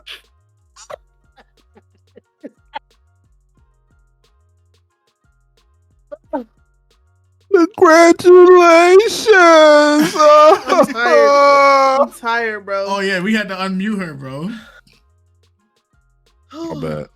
Yeah, Remy, you the last one. You gonna finish up this topic and then we're gonna move on to something else. Okay, thank you. Okay, real quick, because like it's some tomfoolery going on, and I would like to address it in a healthy way, if that's okay.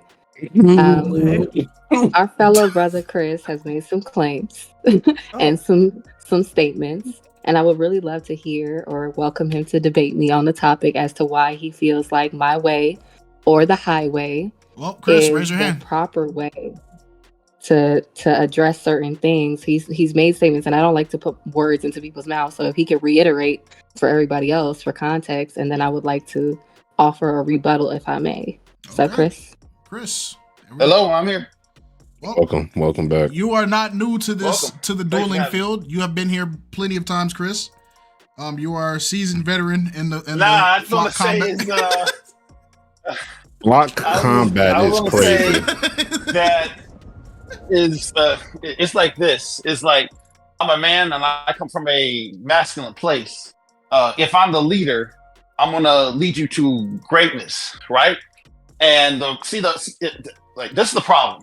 The reason why men compromise with women because they're actually trying to get validation from women. See, that's all they're trying to do. It's like all the guys that are trying to get box, that's what they do, is they actually compromise. Because if they actually stood on who they were as actual men and actually knew who they actually were, they wouldn't have to compromise. They would actually stand on it. See, as a man, you gotta stand on who you are. And the problem in our society with men, they're always changing up. Meaning they always have to compromise with women. And I'm like this: if that woman doesn't actually see your vision, why are you compromising with her? Okay. See, this is how I see it. Like I'm this is listening to understand and not to judge. No, continue. I'm offering a little bit 2 cents. I'm offering reflective listening because from what I'm understanding from what you just said, compromising is only for validation, but not for understanding. Like I feel like it's a 2-person relationship. I feel like people, women and men offer their perspectives. We weren't born from the same womb. We did not live the same lives. I feel like, especially in the dating phase, yes, submission, and other things, respect, and all these other things. If she doesn't believe in your vision, what exactly is your vision? Because yes, the man leads, but if I don't feel like you're leading me, or if I feel like you're leading me astray, I will say something to you. Just like if you were my friend and just like you were my brother, I'm just not going to follow you blindly. You know, a shepherd is the leader of his flock unto his sheep. Like you're not going to lead me off of a cliff. I need to also understand that you are taking because you could have the vision and the idea, but not have all the steps to get there on your own accord. So please reiterate for all of us what exactly, besides a need for validation, it sounds like you're saying that it's almost a sign of weakness for men to compromise with their woman. So okay. Like I'm talking about in the actual beginning of the actual relationship. Because like here's the thing about me. I was with a woman for 2 years. We didn't argue. She didn't compromise with me. Why? Because she saw the actual value that it actually brought. Was she allowed to express her opinions? Yes, she was. Did you- But go ahead. No, I'm saying, did you take those opinions? Because I know we strongly state on not hearkening to a woman. And yes, you don't hearken to a woman, but also your woman is added to your life, and the woman that you bring by your side in any aspect, whether it's your sister, they offer value. They bring value to your existence as a man as well. They contribute to your success. They give up their name to join your house. And in doing that, you're entrusting your whole life. My life is no longer mine. Mm-hmm. You know, so like I just want to understand in that aspect, because it sounds red pillish. No, absolutely not. Okay, No, like go ahead. listen. Let me tell you something. I'm not on this red pill stuff. I'm not on this Kevin Samuel stuff, manosphere. I'm on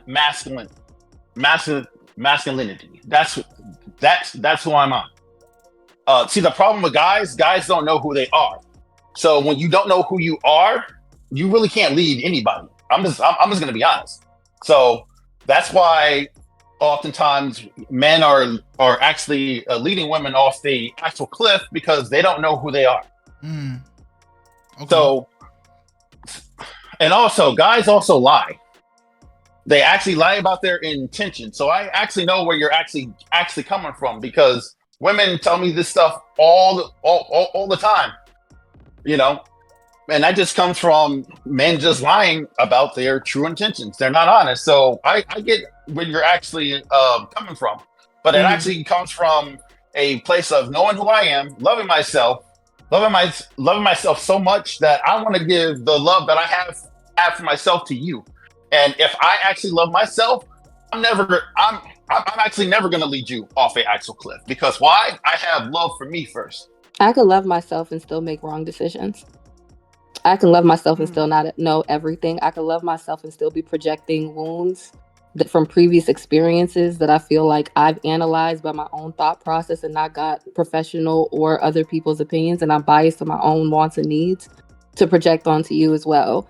And with all due respect, it sounds like projection, just from previous things I've heard you say, stories I've heard you explain. It does feel like, yes, I understand the masculinity and your intentions might be good, but sometimes those intentions are rooted in wounds. And I feel like you need to do some, get some other professional opinions. So listening because to masculinity is not rooted in all of that. Sorry, KiteZz. I'm like, masculinity is one thing. I get where he's coming from. I just don't feel like it's coming from necessarily healthy practices. So because my way or the highway is just a hard part of putting that. So listening to both sides before Chris jumped back in it. To say that Chris is not making sense would be me lying, right? Because I can understand a lot of what he's getting, just like I can understand a lot of what you're getting, right? Because when you take both arguments, right, and put them on paper, both sides are making valid points. I feel like the view towards what Chris is saying is looking at the end result, but not understanding that the end result does not justify the means of the campaign to begin with, if that makes any sense. Like, just because somebody is successful or fails in a certain area does not mean that the journey that they started at that point, that was the objective to begin with. That's just where it ended. So as I'm listening to him break it down on, because to me, Chris, like the red pill thing, if you've watched enough red pill stuff, like Chris is really far from it. Like, I feel like just listening to a lot of his takes versus like the red pill stuff I did listen to, because I did listen to a lot of Kevin Samuels. I did listen to some other people when I was discovering red pill. His takes are not red pill, but it is, people could say it's overly adjacent. Well, not even red pill adjacent, because a lot of stuff that he says, there's a lot more grace in what he's saying versus like typical red pill rhetoric, right? Versus like, he's not coming from it's not even red pill light, because it's not bad intentions. Right. It's more like there's things that men need to know, like in general, right? And I feel like red pill has done so much that when we hear any type of men empowerment or any type of masculine conversation, we immediately start grouping it with that. And it's like, I feel like we need to be able to like slice that a little bit, because not everything that talks about masculinity is red pill. You get what I'm saying? But I think it was more so like the communication style and the sentence. That's why I was like, I wanted to hear him say it out verbally rather than texting or typing in the chat, because when you type something in the chat, you don't hear the tone of voice. You don't know the background, you know what I mean, and context of the conversation. And it's easy to take it and run with it based off what you perceive or how you perceive the person to say it. Because I'm reading short form sentences like my way or the highway. And it's like, okay, this woman never, you know what I mean? We didn't compromise my whole relationship. It's just like, okay, does she have a voice? I need more context. I need, because this is limited context for all of us. So I'm glad to hear his points. I can stand firm on my points and also understand where he's coming from. And hopefully in the future, he elaborates more in context so we have a better understanding of Chris. Oh, speaking of elaboration, he was supposed to, I did cut him off. Chris, if you remember, I did cut him off completely. So, Chris, whatever you were trying to say before I rudely interjected, go ahead and, No, I'm not hurt at all. Absolutely. I just love me. And here's the thing. When women aren't on the same page with you, guys have a higher chance of getting finessed by women, taking advantage of. And speaking of the red pill, you know how they come on the red pill and say, oh, these women are crazy. These women just want to use me for money. You know what those guys are part of? Guys that didn't love themselves, that didn't actually leave the actual situation with actual women, and what happened to them? They got burned because they didn't leave the actual situation. See, I have experience dating multiple women, and I actually see patterns. So I see when women are actually into me, when women who aren't into me. Because listen, guys, when women aren't into you, they're not going to, number one, respect your time. They're not going to respect you. They're going to bring all this drama, all this drama you see on YouTube with women throwing stuff at men, stabbing men. That comes from women that actually don't like them. Because if they actually like them, they actually wouldn't be doing all that stuff. It sounds like projection to me in a sense. And I get, and the only reason I say that is because, yes, you have experience dating a multitude of women, but it does not make you an expert on the subject matter. Yes, you're speaking from your experience, but to advise men in total based off your personal experiences with the women and those type of women you've chosen to date, no matter how different they were and how diverse and whatever factors they were still who you chose to interact with, not the mass majority of what women are. Because I could easily sit here and be like, I've dated, you know what I mean? I've procreated. And it's like, I'm still not an expert that's going to be like, hey, women, this is how men act when they're into you, because that's not my field of expertise. I'm not an expert dater. No, you're missing the point of what I'm saying. I'm saying that every man's gonna go to women that are actually into them. I'm just saying the actual behavior they actually show you in the actual beginning. I'm just telling you that in the actual beginning, because I've seen it literally. I've seen this in person with other men. Men have actually talked to me. I've actually said these things to me. They've actually said all this stuff, and that basically comes from men not properly vetting women. All this stuff that men see and talk about in these actual podcasts, that comes from men not properly vetting women, getting into goofy relationships with women, and not only that, giving women your seed. That's what I'm trying to prevent. I'm trying to prevent men from making goofy decisions and giving their seed to a woman that actually doesn't like them. Listen, like the reason why divorce is so hard and the court system is messed up isn't because of the court system itself. It's because the men are making bad decisions, getting with women that actually don't like them, and those women are actually making it hard on those men to actually see their kids because they never really liked those men from the beginning. If I could get every man to love himself and actually appreciate himself, guess what? We wouldn't have all these unwanted pregnancies. Because you know why? Because men would actually choose wisely about who they're actually dealing with, and this is why I mentioned the interest from the disinterest. Because guess what?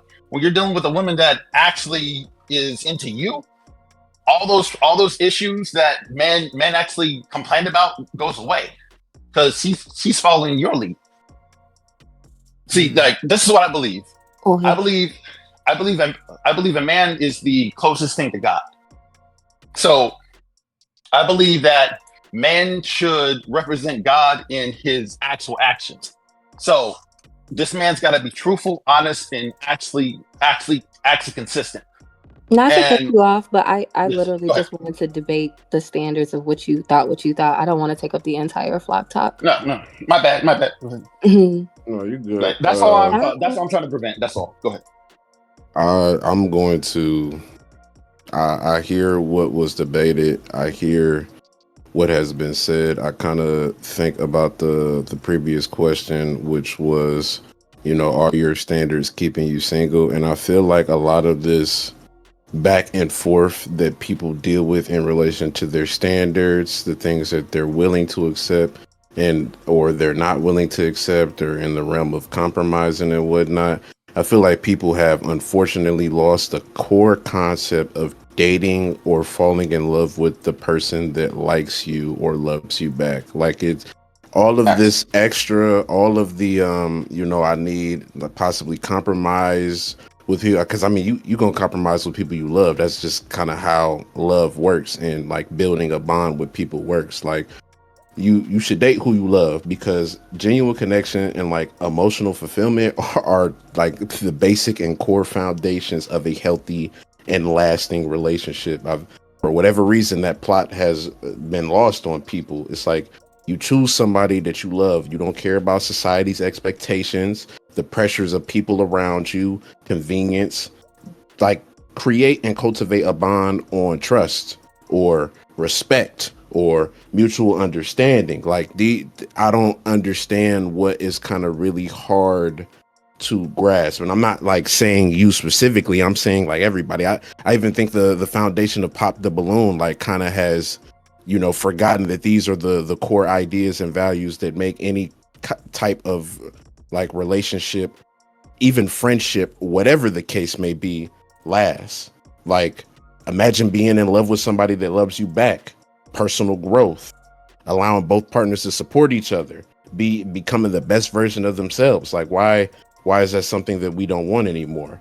Like, settling for less or like pretending to love somebody just so you can get what you desire in that moment. You're just gonna be resentful. You're just gonna be hurt. Like, think about all the people who are divorced, all of the families that are in disarray because like their parents, we gonna stay together until the kids is 18, and that way we can eventually tell them why it didn't work out. Like, it don't have to be, it really doesn't have to be this way. It's not a hard concept to grasp. Like, I don't know why everybody is emotionally exhausted. Unfortunately, I know that there's been a lot of people in bad situations with situationships, friends with benefits, whatever you want to call whatever you had going on to help you sleep better at night. That's cool. It didn't work out for you. And for whatever reason, you have latched on to this bad, unfortunate thing that has happened to you. And this is how you kind of move and maneuver in all of your future relationships, situationships, friendships, endeavors, whatever the case may be. Realistically, you just need to look into yourself, figure out who you are, figure out if you like the person that you are currently, go get some therapy, go get God, and realize that life is too short to be spent with somebody who don't make you genuinely happy. And real love, which most people will find is worth waiting for and fighting to keep. If you have to compromise with the person you love to keep them, that is okay. You are not less than if you do that. Make it work. If it's meant to work, it will work. It's just that simple. My hands is up. He cooked. Y'all done got West. Y'all done got West teed up. Y'all done got him this steaming like a. This that information from West that you don't even get. This is OG chat West. I'm just saying, like, bro, it's certain people that, you know, I missed out on that I would have given everything up if I had the ability to do so, just to make those things work. It's just that simple, bro. If you love somebody and you in it for the long run, you are going to make it work with them, whatever the case, as long as they don't put you in a situation that will physically harm you or even mentally harm you. Get over it. You love this person, you gonna make it work. Y'all gonna make it work. Y'all gonna stick together. That bond will be formed by genuine love, true love. It's not that hard. It's not rocket science. Most people got education. Most people have been around the block. Most people know what's going on. Love is not that hard. Okay. Hey, last topic, and then we gonna end it off with that. But it's gonna be a little lighter topic now that we didn't got all the serious stuff out. Let's talk about something a little funny. Let's get to the part that, like, in this reunion that I found funny. Let's talk about the Mozzie boys, the Mozzie twins. Y'all know, raise your hand. Let's go, everybody. Let's talk about the Mozzie boys. Who has a topic concerning the Mozzie boys that y'all want to speak about in general? I found them the most comedic. I found them the funniest. What topic around the Mozzie boys do you feel like we need to talk about today? Let's hear it. And matter of fact, we gon' do this random. We gonna do this very random. I'm gonna just randomly stop my mouse on somebody, and whoever it stop on, that's who gonna be starting the conversation about the Mozzie boys. 3, 2, 1. It's on Risa. Risa, what do you want to talk about concerning the Mozzie boys? Mozzie VS and Mozzie Rose. Which one do you what do you want to talk about? Let's hear it. Well, I gotta go first. I'm sorry, I got a sick voice. Can y'all hear me? Yes, we can. Yep. Yes, we can. Okay, hi. Okay. Okay, so for Mozzie, the light skinned one, okay. I didn't like the fact that he kept bringing up the other girl and like, oh, they hung out. She's cool. I thought that was really corny, and I didn't know like grown folks, grown men still did that. So that's the only thing I didn't like about that one. And then the big Mozzie or whatever. I just think he just do too much. He's just too flashy, and I think he don't have anything else going from himself, and he has to like talk about money all the time because that's the only thing that he has. But that was it. Okay. Matter of fact, we gonna just do it simple, man. We gonna just do it simple. Everybody just come up here. Let's talk about Mozzie, man. Will two Dorian's in here first. They're both light skinned, realistically. So yeah, they're both light skinned. They both got the same name. We're talking about both of them. Don't put that on me, bro. I'm already down 10,000 points. Yep, since Drake, that was your greatest mistake. We're gonna let Chef SK go first because he hasn't spoken at all today. So Chef SK, you have the floor first. Hi guys. How you doing? I don't know if you guys can hear me. Yes, we can. Great. I'm chiming in from Nigeria. It's 4:00 here. Shout out to Nigeria. Good morning. I just want to quickly talk about the Mozzie brothers. I would like to say they do not represent us in any way. We are not generally like that. It's just wild that grown men would attach all their self-worth to the amount of money in their bank accounts. Even going out of their way to,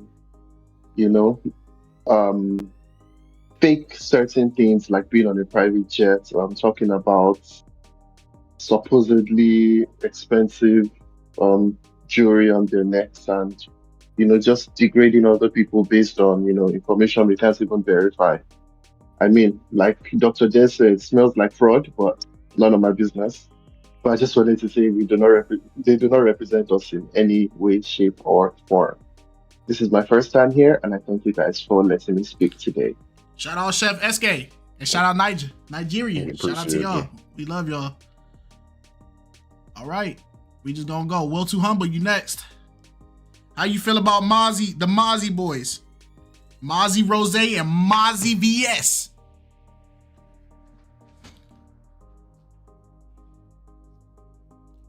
Will, are you alive? Are you with us? Are you in the room, brother? You probably unplugged your headset.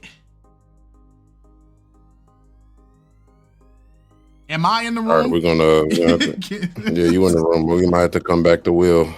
All right. So we wanna keep this rolling. We got like 14 minutes left. I want everybody to get their point in.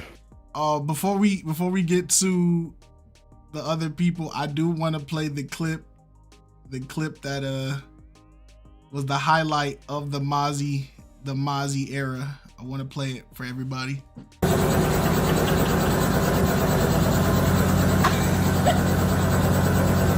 Wow. There goes security. Oh my god.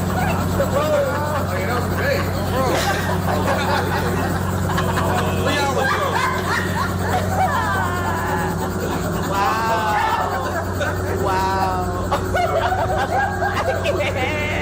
In 4K. Not when you landed. In 4K. He told him, hey, folks, just turn on the jets real quick. This is crazy. This is crazy.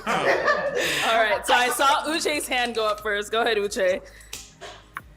This is not to disrespect you. Oh, here we go. Let me finish. This is not. Okay, sorry, guys. One person at a time, please. Go This ahead, is Uche. not to disrespect you, but what makes you believe that I should not believe that helicopter was parked and you got in, then recorded yourself getting out, and then got into the car? I thought I was gonna see this thing coming from the air, then landing, and then you coming out. You do all this for what? Is it just your lifestyle? Like that's just who you are? I'm curious. I'm curious why you even talking to me. Aren't we on the show? I'm asking a question. Like, Look, I'm gonna be honest. I'm gonna keep it real, and this is no disrespect. You cannot afford to talk to me. I ain't gonna lie to you. I'm gonna keep it real. Jesus. No, this is not He's disrespect. offended. No, it's not disrespect. It's very No. I don't disrespect anybody. No. It's rude. That was disrespectful. But seriously, how she came at me, she got this purse, she got these rings, she got these bracelets, this hair. It's just not making sense to talk to me. Everybody, let's have respect for each other. All right. So that was the highlight Mozzie moment. All right, now we're back to talk about Mozzie. We're gonna try Will one more time. Will, how did you feel about the Mozzies? You can unmute again. Hopefully this works this time. All right. Can y'all hear me? Yes, we can. Yeah. Okay. As you were playing the video, it was like I said, they're comedians for sure. They're a joke. Like I can't really sit up here and like say it any further. Like when you have a certain amount of money, you see the person's true self. You making however much, you see their true self. You see that they are just like, well, you can't talk to me. I'm a boss. I got everything over you. I like a cheap purse, cheap outfit, cheap everything. You can't be on my level. And first thing that comes to my mind is just like, who are you? who are you? Are you even important? Are you even helping people who need help? You just sit up there flashing everything you got. It's just funny. It's just like you putting up on a show. Right. Right. So it's like each and every time I hear, money this, money that, in general, it's just like, okay, money, dummy. Like, do you not understand like what you're doing? Like, people are already getting finesse. You're the next target. So, like, it's super duper funny to see people embarrass themselves like this and thinking that they got everything. And that's all I have to say about it. Shout out Well Too Humble. Armored Swordsman, you're up next. Yeah, once again. Honestly, to be fair, I think we need to separate the Mazzies because OG Mazzy does something and Mazzy VX gets blowback. I'm not saying that he's perfect, That's what I'm saying, but I'm saying let's separate them. But like OG Mazzy, like to me, it's like whatever it is that you find interesting about yourself is what you're going to lead with. Right? So if you think you're a funny guy, you're going to be making jokes. If you think you're smart, you probably have some knowledge you want to share. If money is what you have, that's what you're going to lead with. So to me, it's not surprising, especially if it's like you never had this. I know you have attained it. It's like you're new here. Like I'm not sure. And did anybody ever remember like the first time you went into like a candy store and you saw all this candy? It's like you lost your mind for a bit. And you went somewhere new. You lost your mind for a bit because you're like, this is how it is here. And I think honestly, that's what the two Mazzies suffer from, right? So they're making all this money. They probably don't know what to do with, allegedly. And now they're like, what do we do with this money? And it's not their personality is, I never had it, so let me show it off. Let me become a target for people to steal from me, right? So I guess that's their thing. And again, I'm not there, so maybe I'm just too poor to understand.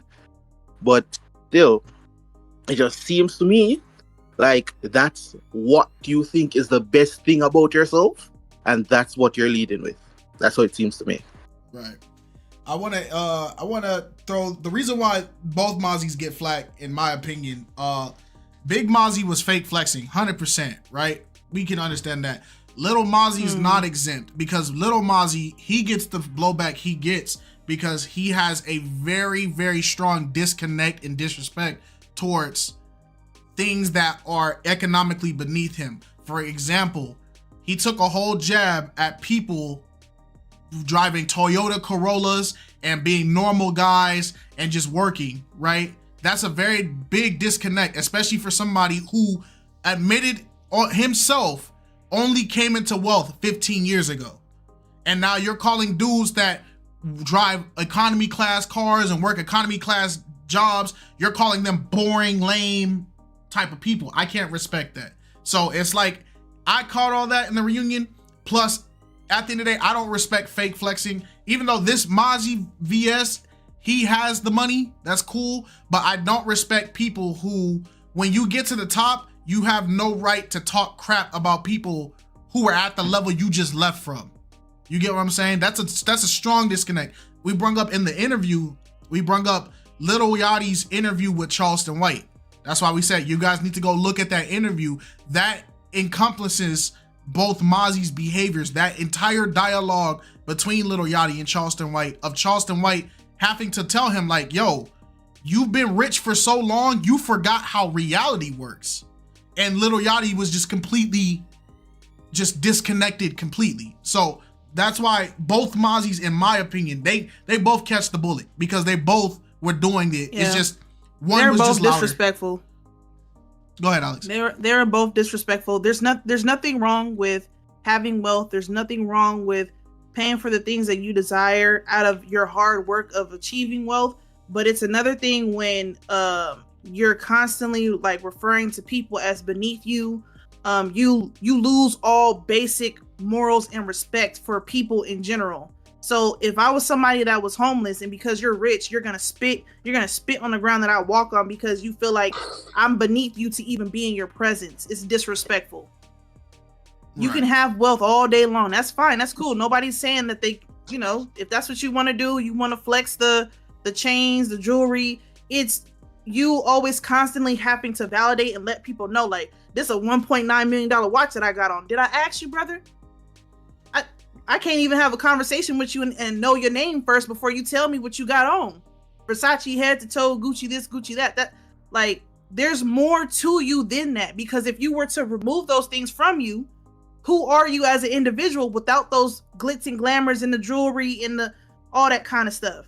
Now, if you're a trash person with the jewelry and without it, then by all means, I'll believe you what you're telling me. If you're telling me you're a trash person with the fortune and without it, then I know who to stay away from. Right. All right. We got Dorian. Dorian, how do you feel about the Mozzie boys? Lame and lamer. It's very simple. They use money to mask their insecurities and just where they fall short.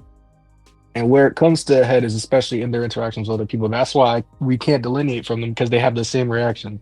When the women question them a little bit, what was their response? Oh, my line is better than all of y'all. My this, my that, and this. They immediately bucked up and acted like they ain't pushing 30 plus, playing with balloons. As I said, they might have all this money, but where are they now? These are the kind of dudes when they get over 50 years old, they're gonna be crying, talking about some all women, all they want is money. You use cheese and you're surprised you got rats. They're flaunting it. But what emboldens them to have this behavior is what I said earlier. After the first show, the bigger Mozzie, the bootleg Rick Ross one, went and got a section with the rest of them. So they were pretending, but when it came time to split the check, they all pulled up in full force. Talking about, oh yeah, Mozzie, let's get in your section. Groupie behavior. Wait, what did I miss? No, you good. He's talking about the Mozzie dudes that were flexing on the show. That's all. You make good points. He making solid points. Okay. He dropped the bar. He said, "You use cheese, and now you're surprised you got rats." That's a bar. Yeah, no, like I was kind of letting you know to the point. You said that like he got a section with the Rick Ross one, got a section with people afterwards. So that's kind of what I was like. Yeah, in the episode, it was revealed. He paid for a section. It was an episode that they revealed. BM was tight about it. There was a group of women on episode 35 that were rejecting a lot of the men, and like that whole episode was full of rejections. But then BM pointed out that he looked on social media, and the same group of people that was rejecting all those men and all that, he saw on social media, they rented out a section, bought a sign that said "Cast the Pop the Balloon episode 35," and they were all partying together. But it was like, why are you partying with the people that you just rejected? But then we found out being single. All these people on this episode, like at this reunion, were they all on episode the reunion? 35? No, not all of them. No. Most of them. Okay. All the most of them. Hold on, let me go to I'm gonna go to a full shot. Okay, so this lady, and this lady are all episode 35. So and then this dude right here. So all these went to like, bro, what you the cast? They called them flashy. The cast of Pop the Balloon episode 34. Bro, who are y'all, man? Which y'all was an intentional move. It was intentional. It is, when you get a section, you have to book that in advance. This is like, bro, the FBI threw whippets and popped the balloons in the hood, and now my community is finished. Like, what is going on? Pop the balloon bro, this is trash. I mean, don't get me wrong. I'm glad everybody getting a buck. This is garbage, bro. These people are garbage. Shout out to Arlette and BM. This is trash, bro. Trash points. Trash people, trash fits, trash like it's all garbage. It's all garbage. If I seen some people in the club that was from an episode of Pop the Balloon, I would hit them. I don't even know what type of bottle would be thrown over in that section, bro. Cause like, get out of the club. Y'all are nobodies. For real. Like, wait, somebody pointed out that Mozzie wasn't on 35. Okay. Hold on. But even still, they already snitched and said who paid for it. But how they film the episodes, they do 2 episodes in one day, so they can see each other. Yeah, they know who's gonna be on the next episode before the episode airs, and that's what caused another problem between everybody talking to each other after the rejections, going to the club type stuff. So they already knew Mozzie. Yeah, because I think they filmed. They I said, didn't like mean you to go on the said, rant. no, you're good. I think they said that they filmed multiple. Like she said, they filmed multiple episodes in the same day. Like I think like 1 or 2 episodes. So, but either way, it was still, they were in the club popping bottles, celebrating. But back to the Mozzies, because we're focusing on that. Dorian, if you wanted to finish your point. Absolutely, I got you.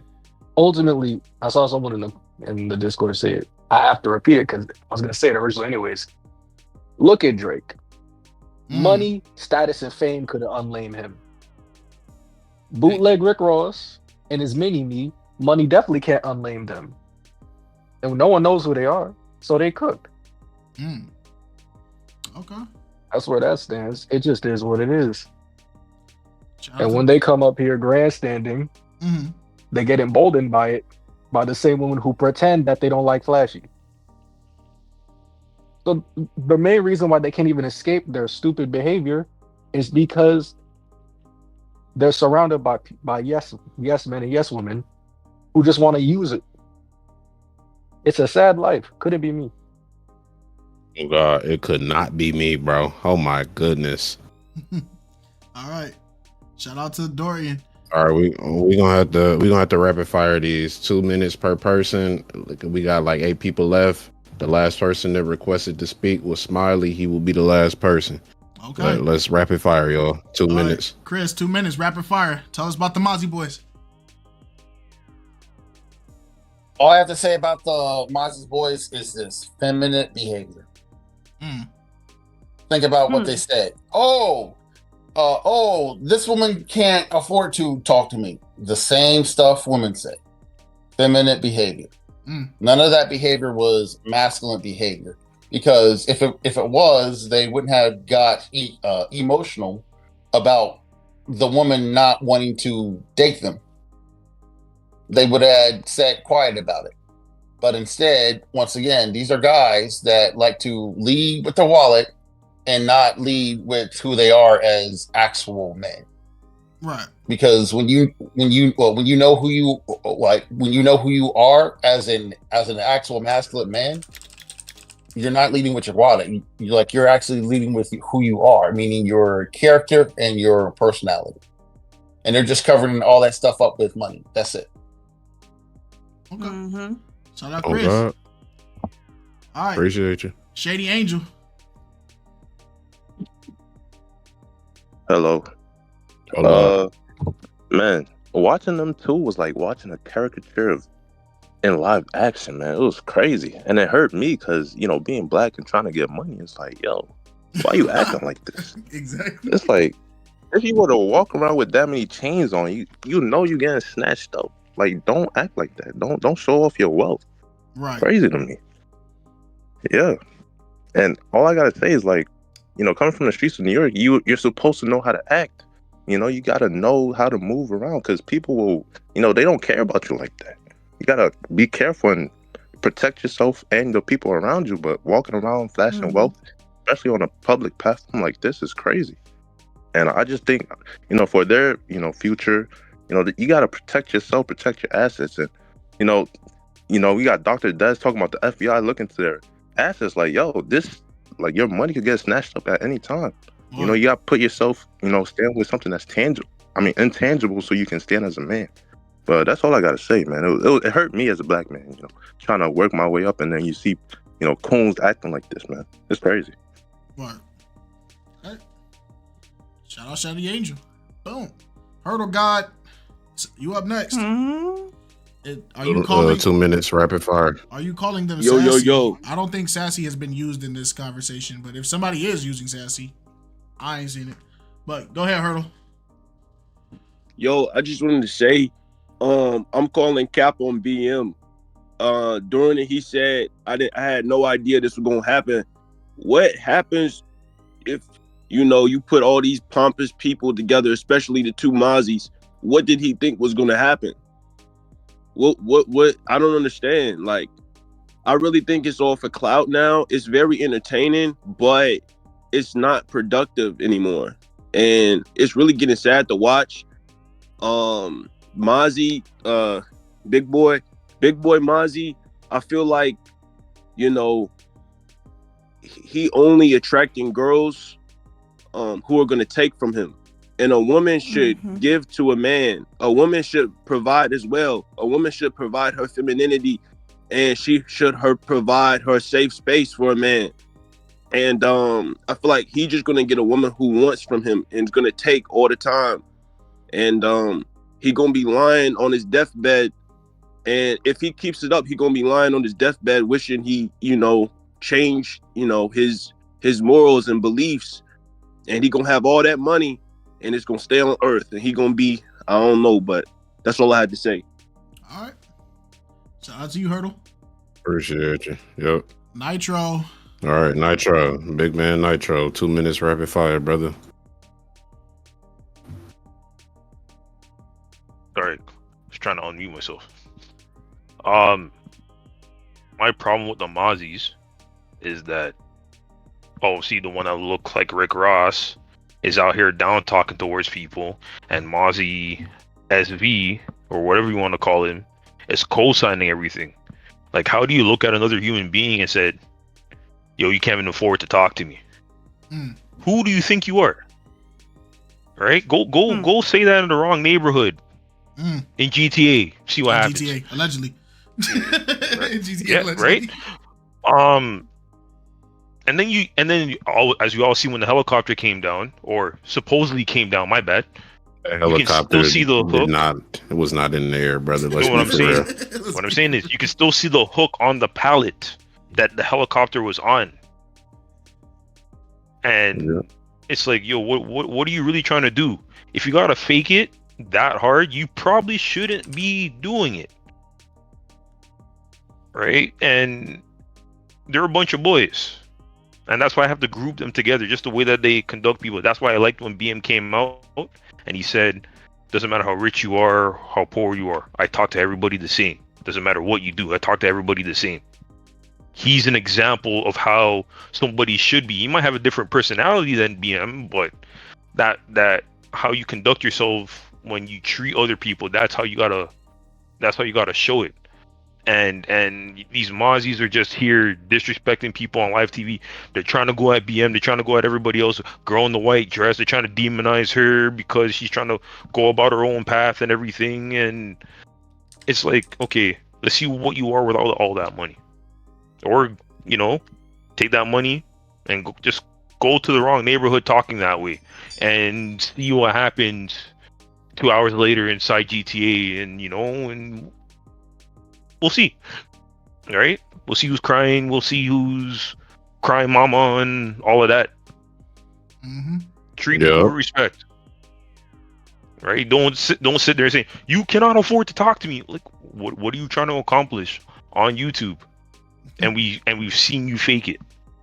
We've seen you fake it. What are you trying to do?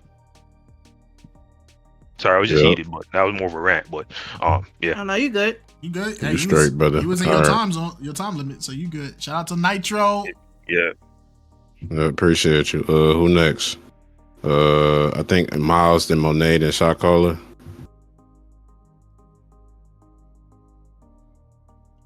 Miles, big man. Yep. 2 minutes. 2 minutes. That's all How you you feel about the Mozzies, man? Oh, I loved it. Oh my goodness. You know I don't take none of that seriously. Mozzie, he's doing a caricature. It ain't nothing like, and it's some WWE, you know, create a character and stay in the character. That's all it is. I don't take none of that stuff seriously.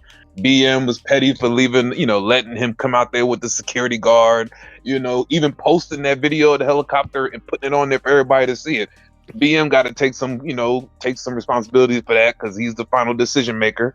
I do feel bad for the other Mozzie slightly because I think he got a little triggered. You know, he hasn't been such a dweeb, but he kind of got a little triggered because, and I'm just thinking about it from his point of view, he probably was looking at all them people with their insecurities and all the stuff that they had problems on their shows. You know, the lady not being a Christian and not being able to cook, and all the ladies being superficial, and Dr. Dez, and nobody was perfect on that reunion. You know what I'm saying? So when you got people throwing stones at glass houses, it's going to add chaos to the other contestants, and they're going to go off.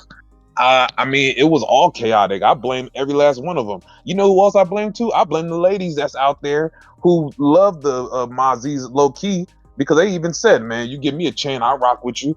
I think one of the girls openly said that. You know, I literally, the girl that won the match with the Mozzie BS. Shelly. Yeah. I think it was Shelly too. Mm-hmm. Absolutely. Yep. And then the other girl that Mozzie matched with that he popped at the last minute, she was twerking on the internet on Mozzie. After the show was over, she saw how much money he'd be generating with that sports betting, getting $2 million straight cash in Vegas, and she saw that on her phone and started twerking on him right after the show was over. They had it all on Instagram. So it's like, it's nice to throw stones at Mozzie's and call them goofies, which they are, but at the same time, the whole circle of goofiness, I blame the whole circle of life. They all goofy. The girls, the guys who do it because of the girls doing it to make there's girls out there who actually created these goofy guys. You know, you didn't get them when they were broke, and now they got some money, and now they're gonna stunt. You know, that's just, I blame all of them. I don't blame just one of them, but yeah, the whole thing is goofy if you ask me. But as far as laughable, I loved it. I laughed the whole way through. I thought that was funny. It made me laugh. So Mozzie did his job. You know, that's, if anything else, y'all, just laugh at it. Don't get so sensitive about it. Just laugh at it, because it is kind of funny when you see like him trying to be a baller, because they want to be Floyd Mayweather. You know what I mean? Floyd Mayweather used to do that stuff all the time, but he did it as a character. So that's all that is, man. Just don't be so upset about it. Just enjoy it. It's the show. Just relax and just laugh at it.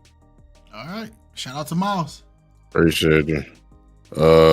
Monet said Jade could go before her. Okay. So, I'm just saying. Gotcha. Yeah, shot, then Jade, then Monet. Shot caller, how you feel about the Mozzies? First of all, I know that BM and Arlette got the footage. I know that once them two Mozzies got together, they had a Mozzie off, boy. I'm talking about standing off across from one another, like they in a Pokemon battle, having their biggest and best flexes on standby. I just know she got that footage. She need to drop that immediately. But nah, seriously though, that segment of the reunion, it was disgusting, because the lack of humility and the lack of humanity just put a damper on my spirit. Because bro, you could be up right now, but you know you could try everything that you can to make sure that you stay up. Sometimes external forces can bring you right back down. So that's really all I got to say about them. I hope that they catch that sooner than later, because boy, there's always next man up, and you can always start back up all up top. Ball up top. Ball up top. Right. That's it, though. Shout out Shot Caller. Appreciate you, brother. He said, I know they was in the back having a Mozzie. Bro, the chat didn't even catch it. Yo, you damn near died. He said they was in the back having a Mozzie. Almost took Kite out, bro. This man choked on his water bottle. All right, Bear Claw, you up next. That crap. Hey, shout out to you, MJ. Safety. Hey. Yep, 2 minutes rapid fire, brother. Hey, I ain't got much to say about the Mozzie Disco Pants guy. I mean, I feel like people talked about him ad nauseum. But the other dude that looks like Flow Rider. Listen, I laughed on the helicopter scene. I did, but it's like I feel like it went from like funny to disturbing when he kept saying like, "What makes you think I'm interested in you? Why you keep talking to me? You know, you could never be with a dude like me." And then it just got kind of sad. Like when BM was calling him out and everything, it felt like I was watching an intervention. You know, like when you watch an intervention and somebody, you know, they're either like being receptive to what you're saying, they're breaking down sad because they know it's the truth, or they're being like in total denial. Like Mozzie was like in total denial of what everybody was saying to him. And I kind of wish BM didn't do it. I kind of wish he would just let Mozzie be 100% him. Because I feel like actions and words speak louder than trying to like actively point something out. But I don't know. I was kind of disturbed by the end. I laughed at the helicopter scene, but by the end, I was like, "Yo, is this brother really like this?" I ain't gonna lie, it low key disturbed me. But yeah, that was my whole take on that dude. Word. Appreciate you, boss man. Who put me on that All white right, man so body? Who did that? Who put me all on right, this so white it's gonna be Jay, then Monet, then Smiley, and then I'll let everybody's favorite smooth operator in the flock talk. So let me unmute Jay. Jay, it's all you. 2 minutes, rapid fire.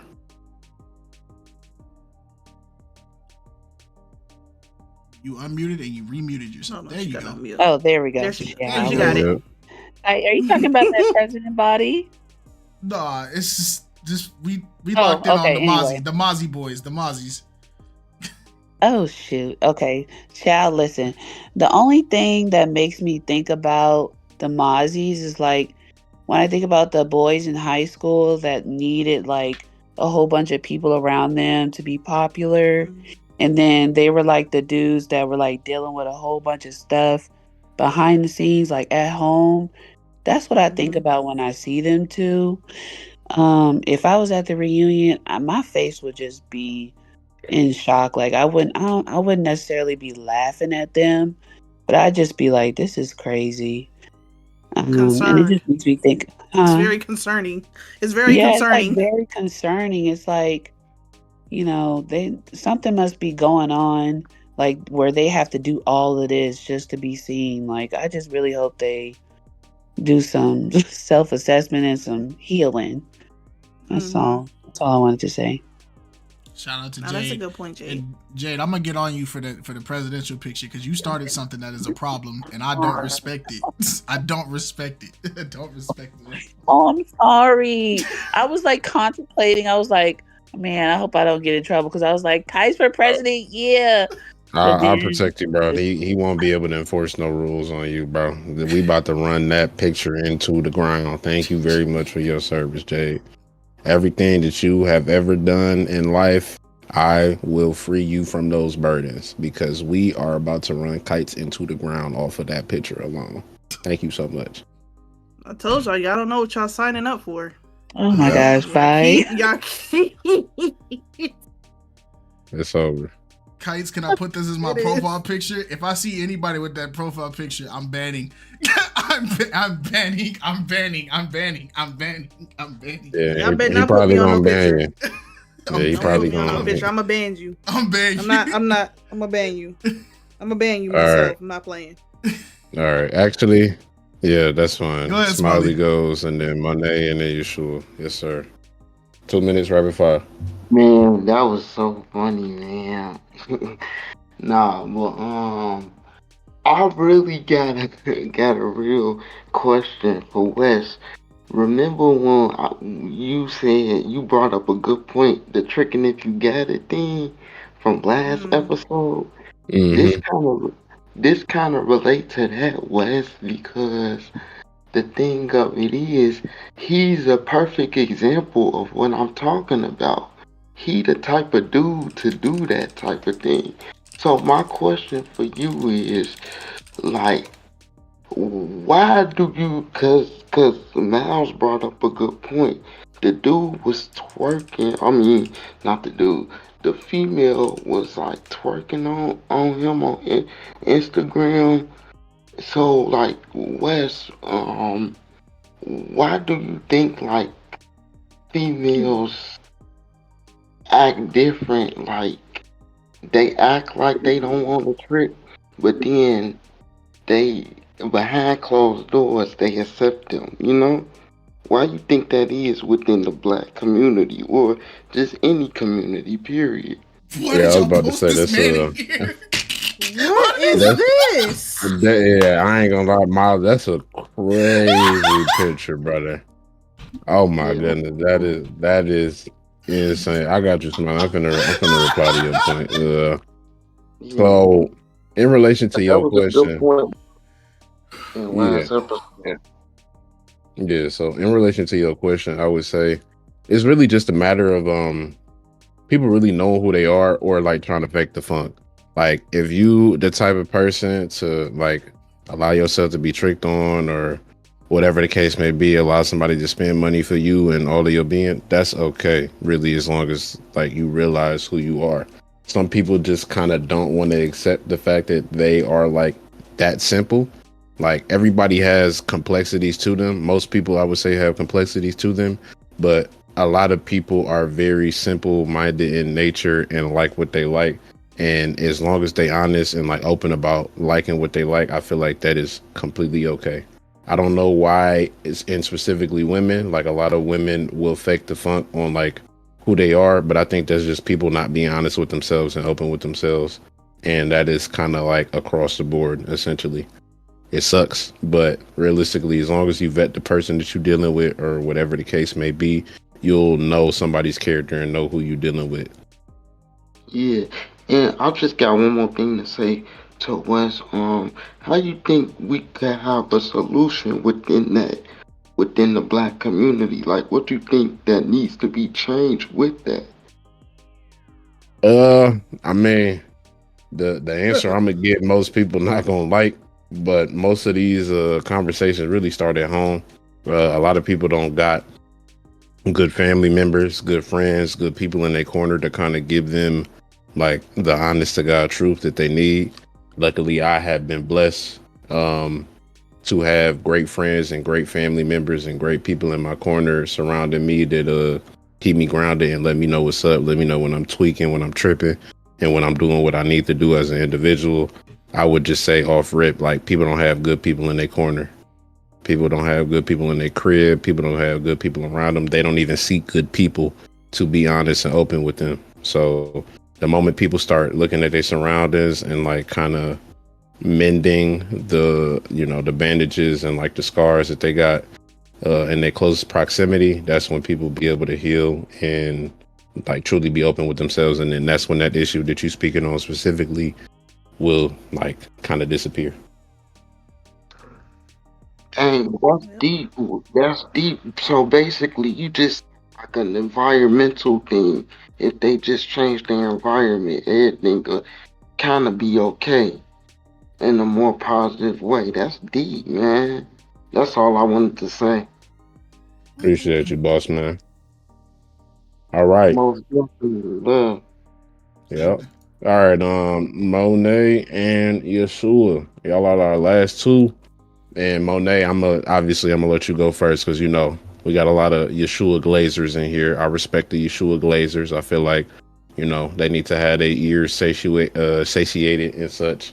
So I feel like when it comes to the voices, Yeshua's like top tier, but then like you're like the evil version of him because like Yeshua's the soft Jamaican, and then you're like the powerful deep black. So it's like you guys are like alternate universes of each other. I think it's interesting. But powerful deep black sounds so insane. Powerful deep black is crazy. I respect it though. All right. As far as the Mozzies, they are definitely inappropriate and very disrespectful. I just think with being flashy, it just got to their head and they eventually lost some brain cells in the mix. I hope they trip on concrete. That's really it. Oh no. Dang. And then No. my last point, and if this gets y'all upset, oh well. Their behavior was inappropriate, and I seen a couple comments about being about them acting feminine or whatever, Having emotions and acting the way that they acted does not make you feminine. It just makes you inappropriate and immature. And expressing your emotions as a man, because I saw that too, expressing your emotions as a man does not make you feminine. However, if any of y'all disagree with me, you're welcome to take it up with me next Block Talk. That's all I gotta say about that. Okay. Oh no. Dang. Just a lot Hey, of she's standing on business. this might be Dynasty And, Warriors. A lot of you know, factions popping up just out of nowhere, bro. A lot of factions. about to say I don't you know, I don't support gambling, but I put a parlay on Monet. You know, 10 leg. All right, Yeshua, you up, brother? They love you, man. And you got to enter Flock Talk Club. You got 2 minutes, rapid fire.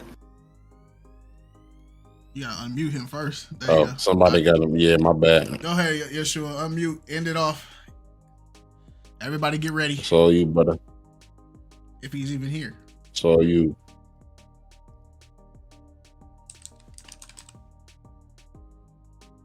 Yeah, sorry about that. Little technical difficulties. But, oh man, I don't know if we begin with the masses. I never laugh so much. And then it's like, as me I laugh, them just rob the laughter from me when them show them real self.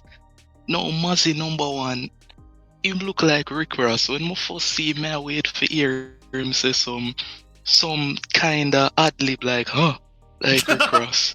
But the security, we now give props to the security. The security is a trendsetter. Him are the first one for do a crop top bulletproof vest, honestly. And then Mazzy number two now, him look like a walking disco ball. Like the 90s call, them want them style back. When was the last time you say a disco ball? Honestly. But then, on a serious note, for real, what I think is going on with the Mazzies, right? There are some people who they don't have that inner voice. You know, when you have an inner voice in your head and you can speak to yourself, you can talk to yourself, you can reflect and do introspection. I really think those two people, they're not capable of introspection. They're not capable of deep thinking. They're just not capable of looking in themselves or seeing the spiritual side of anything. So as a result, the only thing they can focus on is anything physical.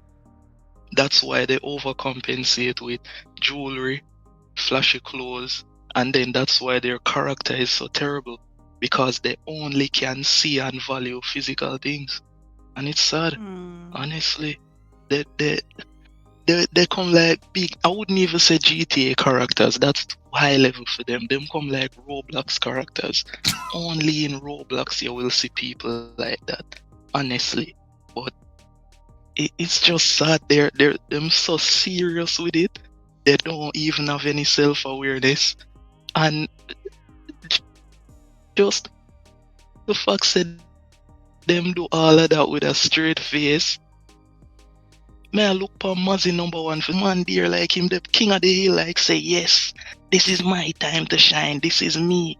Yes, this is my time, everybody must be loving this. But imagine when him look around and see everybody laugh. And him say, wait, why y'all laugh? I say, wait, why not laughing? This should be the best thing you're seeing. But it's so sad, honestly. Disappointing. But it is what it is. It is what it is. Appreciate you, brother. Yep. Y'all got y'all little feed of Yeshua. I would like to thank everybody for coming out to the 12th annual Flock Talk.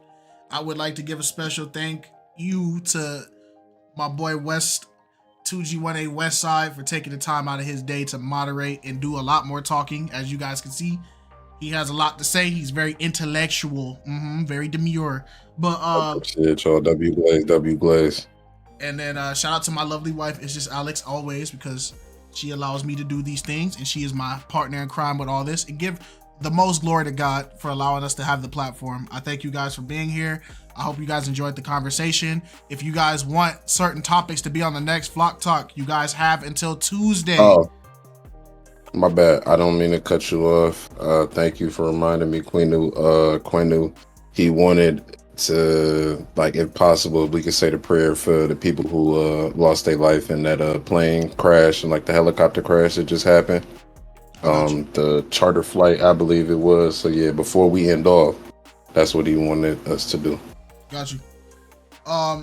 Shout out to Zeus Titan for the $20 bomb. I appreciate you for that. Also Nitro, thank you for the $2 donation. Any dime you guys give us, it helps us. We appreciate it. Thank you to all the channel members who have become members of the platform. I know you guys, we don't have anything special because, you know, we've been falling behind in a lot of stuff, but we do need to get something for the people who are channel members because it does help us. And we thank you for every person who likes, comments, and subscribes on every video that we do. But as we end off, out of respect for it, I know that everybody may be Christian, not everybody may be believers. So at least just pray to the God you believe in your own respective tones as we lead this moment of silence and prayer real quick for the people that lost their lives. But I'm going to take it a step further. I'm also going to pray for people in every area, whether it be in the Middle East, whether it be in LA, whether it be all around. We just need a prayer in general. So if you guys want to bow your heads, close your eyes, I'll get to this. I want to note, I am not a pastor. I'm not a preacher. I'm just a believer. All right. Lord Father God, we thank you for allowing us to come together today. And we thank you for allowing us the opportunity to be here and be present and be able to gather. You said when 2 and 3 touch and agree, the Spirit of God will move amongst them. And Lord, we may not be in physical touch, but we are in spiritual touch, Lord. Lord, I thank you for allowing us, Lord Father God, to even have this platform together to even be able to talk, Lord. And I thank you, Lord Father God, for all that you continuously do for us and all that you continuously provide for us. Lord, we would like to ask, Lord Father, that you please give those people who lost their loved ones over these past events and over this craziness that's happening in the world, Lord Father God, we ask that you give them, Lord Father God, a spirit of peace, Lord Father God, as they go through their mourning. Allow people to properly mourn, Lord Father God, and allow people, Lord Father, to be able to get it out their system, Lord Father God, because it's not good to mourn and keep it in instead of just getting it out your system, Lord. Lord Father God, I ask that there be relief for those families of those mothers, those children, those fathers, those brothers that lost loved ones, Lord Father God, whether they be in any environment, whether they be in the Middle East, whether they be out here, Lord, I ask that you please forgive everyone of their sins that they know of and they don't know of, Lord Father God. Lord Father, I pray that they be able to know Yeshua Messiah before they pass, Lord Father God, that they can get to heaven, Lord Father God. For you said none go to the Father except through me, Lord. Lord Father God, forgive them as, Lord Father God, we ask for forgiveness in ourselves, Lord Father God. Anybody who's praying today, Lord Father God, who are on this live, I ask, Lord, that you allow, Lord Father God, their heart and conviction to move towards fixing it, Lord Father God, and that we can be, Lord Father God, more Christ-like. We can never be perfect, but we can strive, Lord Father God, to follow your example. Lord Father God, we thank you for your goodness and mercy. We ask that as people leave, Lord Father God, allow their spirits to be nourished and treasured, Lord Father God, and Lord Father God, allow them to seek your face. Our Father, which art in heaven, hallowed be thy name. Thy kingdom come, thy will be done on earth as it is in heaven. Give us this day our daily bread and forgive us of our debts as we forgive our debtors. Lead us not into temptation, but deliver us from all evil. For thine is the kingdom, thy power and glory, forever and ever, we pray. Amen. All right, y'all. Amen. Amen. All right, you guys. Have a blessed night. Thank you, guys. See you guys next time on Flock Talk. Y'all be safe now. Also, join the Discord. Come chat with us. Peace. I'm ending the live.